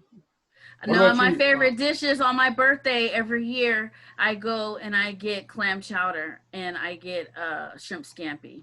What about you, Ryan? What are you waiting to go eat? I want to go have some nice curry at a good Indian restaurant. Oh man, that'd be good. Oh. Vegetarian or vegan? No, I want some I don't want a vegetarian. I want some nice hunks of lamb. Oh, okay. No, because there is two types. What about you, Sam? I want me a steak from Malone's. Where's Malone's at? Lexington. Oh, okay. Oh, it's awesome. What about you, Dustin? Some Chinese food. I know that's a hot topic right now. I hear they make some good bat. I'm gonna have to. I've heard. I'm gonna have to go with Dustin. I am a Chinese fanatic. I love sushi. What American sushi is, as they call it. I love sushi. I love all that kind of stuff. We go to a place in Moorhead where you can get takeout right now, and they're great. This place is great. It's called Yamamoto's. But to go and sit down in a Chinese restaurant like in Pikeville's got the best one, is amazing because it's got like rooms full of crap just all over. And I can't wait to go and just like eat everything one by one and sit there for like hours and just say, you know what? Fuck all of you. I'm eating what I want. You know? Prestonsburg's pretty good too, Mike. It's okay. I've been there, but the one at Pikeville's some told me the buffets are going to be the last to open. Hey, look, you know, we're slowly turning into District 9. District 9 and Wally. Watch Wally. Go and get the little Disney movie and with the open eyes and open mind, literally watch Wally. That's where we're fucking headed. Don't think I'm joking. Let me ask all of you. You've been to the store lately, probably. Have you seen? Hey, why is no one answering me when I say to go Wally? Y'all just be getting dead silent. Okay, I'll go watch Wally. It's on Disney. I'm more of a Mac and me kind of guy. I love it when he falls. Okay, so have you seen how much beef is in the store? Hamburgers like $80. Yeah. Roasts are like $60. Have you all seen that yet? Insane. Our beef shortage is fixing to happen. Well, we're right by Kalinga because of the processing plants. Yeah, we're by Kalinga, so we haven't had that happen yet because we have a lot of California beef. I'm gonna put up some pictures. I'm gonna go to the store tomorrow and I'm gonna just take pictures and show you. Roast this big, $60. Hamburger and roast like this, $80. That hasn't got us yet, my friend. But it's not like that here yet, babe. I don't think they're doing that here. I haven't gone to the stores lately, so I couldn't say. But what about out there where you're at in Kentucky, Sam? Is it high there? Yeah, it's a little pricey on their meats, but I don't think I've seen anything quite like that. I'm gonna take pictures tomorrow. I'm gonna show you all. That's I might do a Facebook Live or something because people got to know what we're going through where I live. Hope will tell you it's ridiculous, isn't it, Hope? Well, I can speak up for this. The people of Eastern Kentucky, they see it horrible anyway. It's the most impoverished area in the United States of America. And I'll tell you, it's the government that turned their back on them because, that was a very big coal industry. And, I know that coal isn't probably the best source of, fuel or whatever, but I feel like they could have at least, if you're going to take all of their resources to make money out of that whole entire area, I have to say. And Trump tried to open that, and Trump tried to open that. And then everyone laughed about that. Replaced because back when I was growing up as a kid, we seen it pretty good. My adopted dad, he worked in the coal mines, and he made a pretty decent living. And coal just boom went out. Everybody was losing their houses. People that bought new houses, now they're rotting down because they can't even afford to fix a roof leak. Where I live, back there in poverty. The little town I live in used to be the richest town in Kentucky. There used to be banks, there used to be hotels, there used to be all kinds of stuff because of coal. Yeah. It was the richest town in Kentucky, and now it's the poorest town in Kentucky. Nothing left. Now it's one of the most poorest, and it's accumulated as far as per population wise. That county's in a lot of debt. And it didn't help. Working really hard on that county though. And it didn't help. And this is what Dr. Martin Luther King was talking about before they shot him. The economical crisis that hits every last one of us, no matter what we look like. If anyone is listening to this shit is not fake. It's real. we all are going through this shit. Yeah, we have our different views, but we're all in poverty right now. We're not in our fucking mansion telling you, like, you know, to sing "We Are the World" and shit. We're sitting here trying to get this shit together. We're literally in this all together with our political views, spiritual views, or whatever. And that's what this is for. It's for hope, for at least a cultivated crew of us that can listen to us and say, you know what? I think I got it. I can mesh with these people because this is awesome to have a human race, not just race, just humanity back. So, Dustin, are you ready to come back again? Yeah, I'll come back again. All right, man. It's good. Good to have you be a part of everything. Before it's over with, Ryan's going to have to redesign our damn logo, ain't you? That's why you did it. That way you can pop more people out. Yep, I have, it's all in layers, so I can add and take away. So I like that. So you got to add Sam, and then we got to make sure Dustin's going to make sure that he's going to be involved. That way you can add him. And we're like the Brady Bunch. Isn't this so much better than Skype? Oh yes, this. Oh is my 10 times God! better. Oh yes! Oh my goodness! All rickety and stuff. Is she there? Is she there? and then, you know, the cool thing about it is, if you all want to use this program, Zoom, I'm paying $14.99 a month, but you also get audio and video file. So if you want to take the audio and go and make it into a podcast, you could. So I've got audio and video, so I'm pretty excited about that. Yeah, I was gonna ask you if I could put some on the podcast so I could promote it. Yeah, definitely. I mean, whatever you want to do. I'm thinking about trying to, if I can find it, I'm trying to think about doing a 24-hour Blastzone radio thing where it's like all those interviews, all, you know, music, independent music, maybe shows where I talk with different people, you know, things like that. So that's something I'm looking into because I really miss doing radio. I loved it. Yeah. So I'm looking for a good app to do radio because I like my podcast, but I want to add like my people calling in and all that stuff too. Yeah. So this week, guys, coming up, I need to do interviews with you all because there'll be an interview with somebody before each show starting. One of y'all got to do it. Schedule me in. You know, I just need one of y'all to do it this week because it's going to come on right before the show. That way people get to know all of us and all that kind of stuff. So anyway, it's been great talking to you all. Do y'all need anything else you want to talk about? Ryan's over here about ready to fall asleep like Johnathan.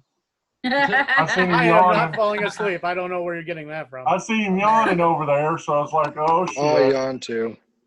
You know, so anybody else got anything you want to talk about before we go this week? Before we go, this might be a clusterfuck, but we got to sing happy birthday to KiKi because it's her birthday. So who wants to start the onslaught of happy birthday for KiKi? I will. Happy birthday to you. Happy birthday to you.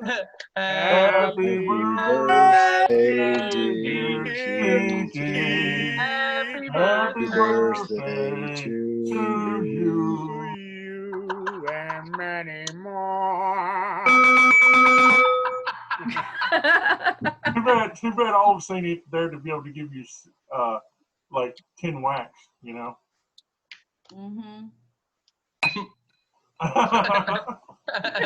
She'd be like, oh boy, don't be talking about that. I'll bring it out again. Oh no, I have some funny stories. Do you know that I was an escort? What? Yeah. Bet you were the best escort ever. Man, y'all don't never let me talk. So I'm like, you got our ears going now. Do tell us about it. It's getting late, but I gotta hear this escort story. No, I used to be an escort, but it was like weird because I looked so young for my age, and so I had to pay my bills for my daughter and stuff. So there's my John, my regular John. He always wanted me to ride him and spank him on his butt and say that he hated being a white man and he wanted to be black, but he didn't know how. And the only way that he could get off is me riding him like a donkey saying, yes, master. Yes, master. Yes, master. Yes, master. You should have turned him on to a Cleveland steamer. Man, he had his belt. His belt was like big, and it had like set the Star of David with like a rainbow with Africa, and it was a black freaking like strap you put on a horse. Will you make you play Toto in the background? Pretty much. That was crazy. And he had his little mask on. Had his little mask. He had his little red African mask on, and he was like, you know, he's like, power to the people. I'm like, oh my god. So did you have like a pimp, or did you just do it yourself? No, it was an escort service that I worked for. Well, that's a pimp. That's nothing different. No, it's not. Nah. Because see, when you have a pimp, you have someone to protect you. Okay? When you're an escort, you got balls because you're protecting yourself unless you got money to support somebody to be your pimp. But then you can't trust them because, you know, it's like, it's hard out there in the streets. So escorts, word out to y'all. That's a hard ass business. I wouldn't do it now because everybody's sexualized. I never had sex during my little escapades. I was one of the ones that was the dom girl. So don't. Oh, so what are you saying? If you were an escort? You're an escort? I was an escort. But you didn't go poo poo poo. No, mine was more dominatrix before they knew what dominatrix was. But did you pee on any businessmen? No, but there's this one guy that wanted me to like, he had like, it's so funny because it's like he had this like bra or whatever with the beer, and he would want me to like put the beer hat on so the milk could go on him and stuff. I'm like, oh my god. It's so weird. You all gotta watch this. I did an interview with some of the Sleazebox girls. Have you ever heard of Sleazebox, Dustin? The video company Sleazebox? No. They did like Death Score, and they did I don't think so. Holocaust and Cannibal Claws. Anyway, I've got all those girls doing interviews with me, and we're gonna do a week of them. Yep. And let's just say that one of them talked about a peeing incident, so you are gonna watch it. Oh my god. Mine was so long ago. It was when America was innocent and people had secret fantasies and stuff, and everything was secret. But now I would not be in that industry at all because people think that they could just take what they can take, shit. and then it's some weird shit.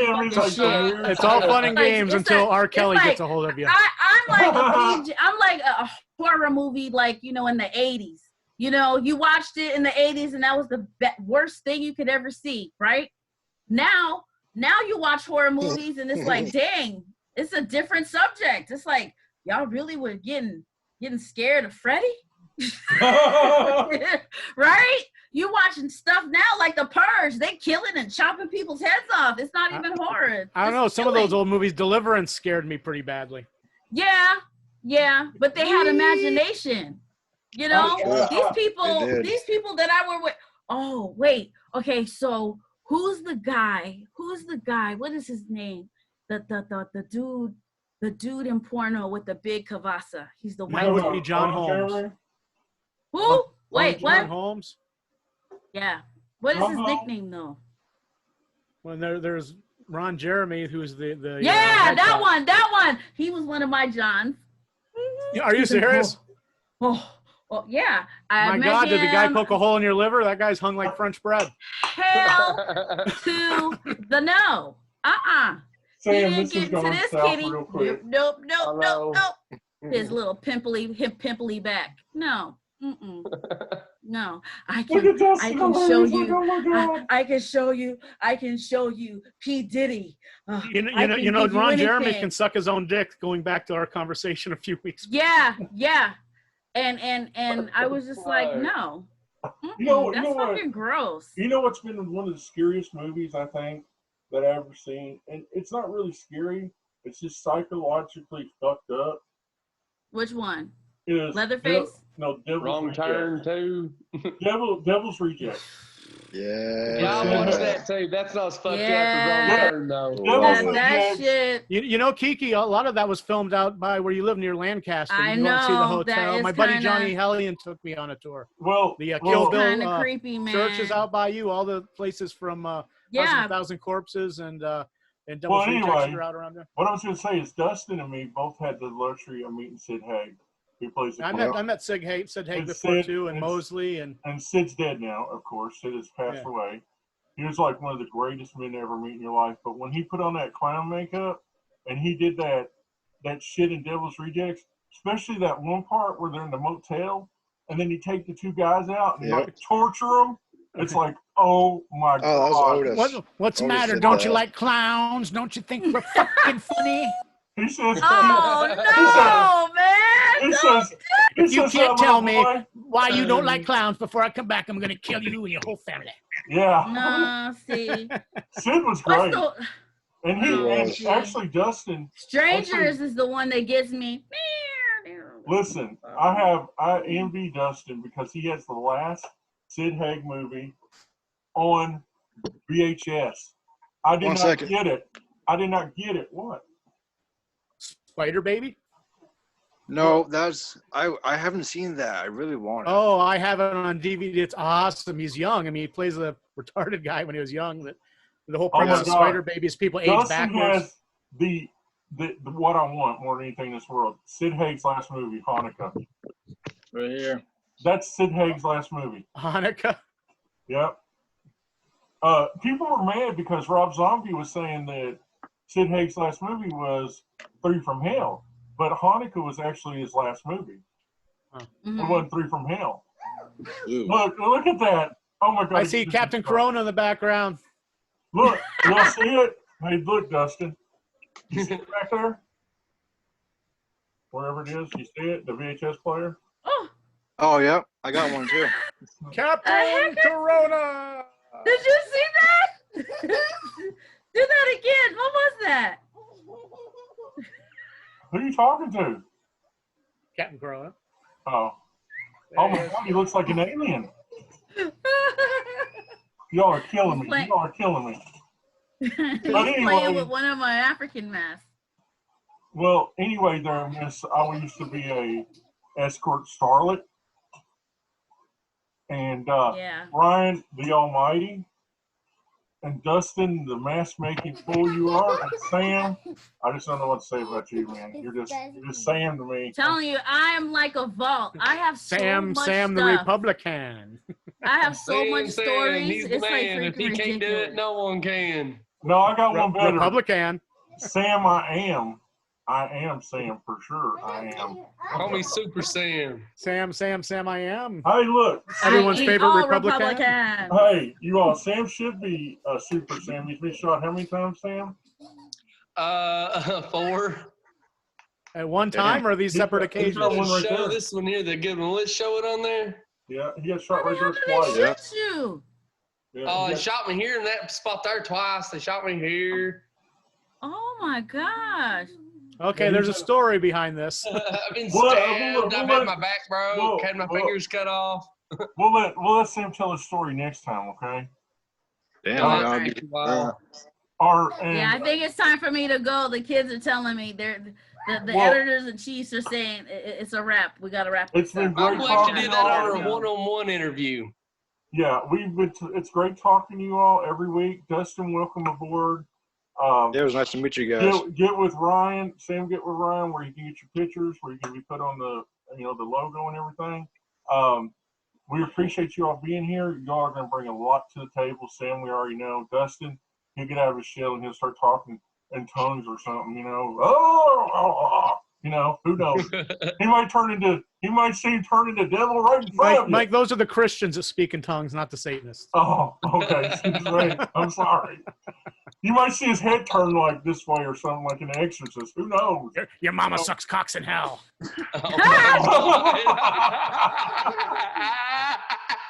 All right, guys. It's been great talking to you. I'll see you all next week. And everybody get a hold of me about doing these interviews. I love each and every one of you, including you, Dustin, because I've known you a long time. I love you, buddy. And cheers, everybody. And you all cheers, mazel, mazel, mazel. See ya. I don't know how Until to turn next this week. over. Yeah, I'll be here.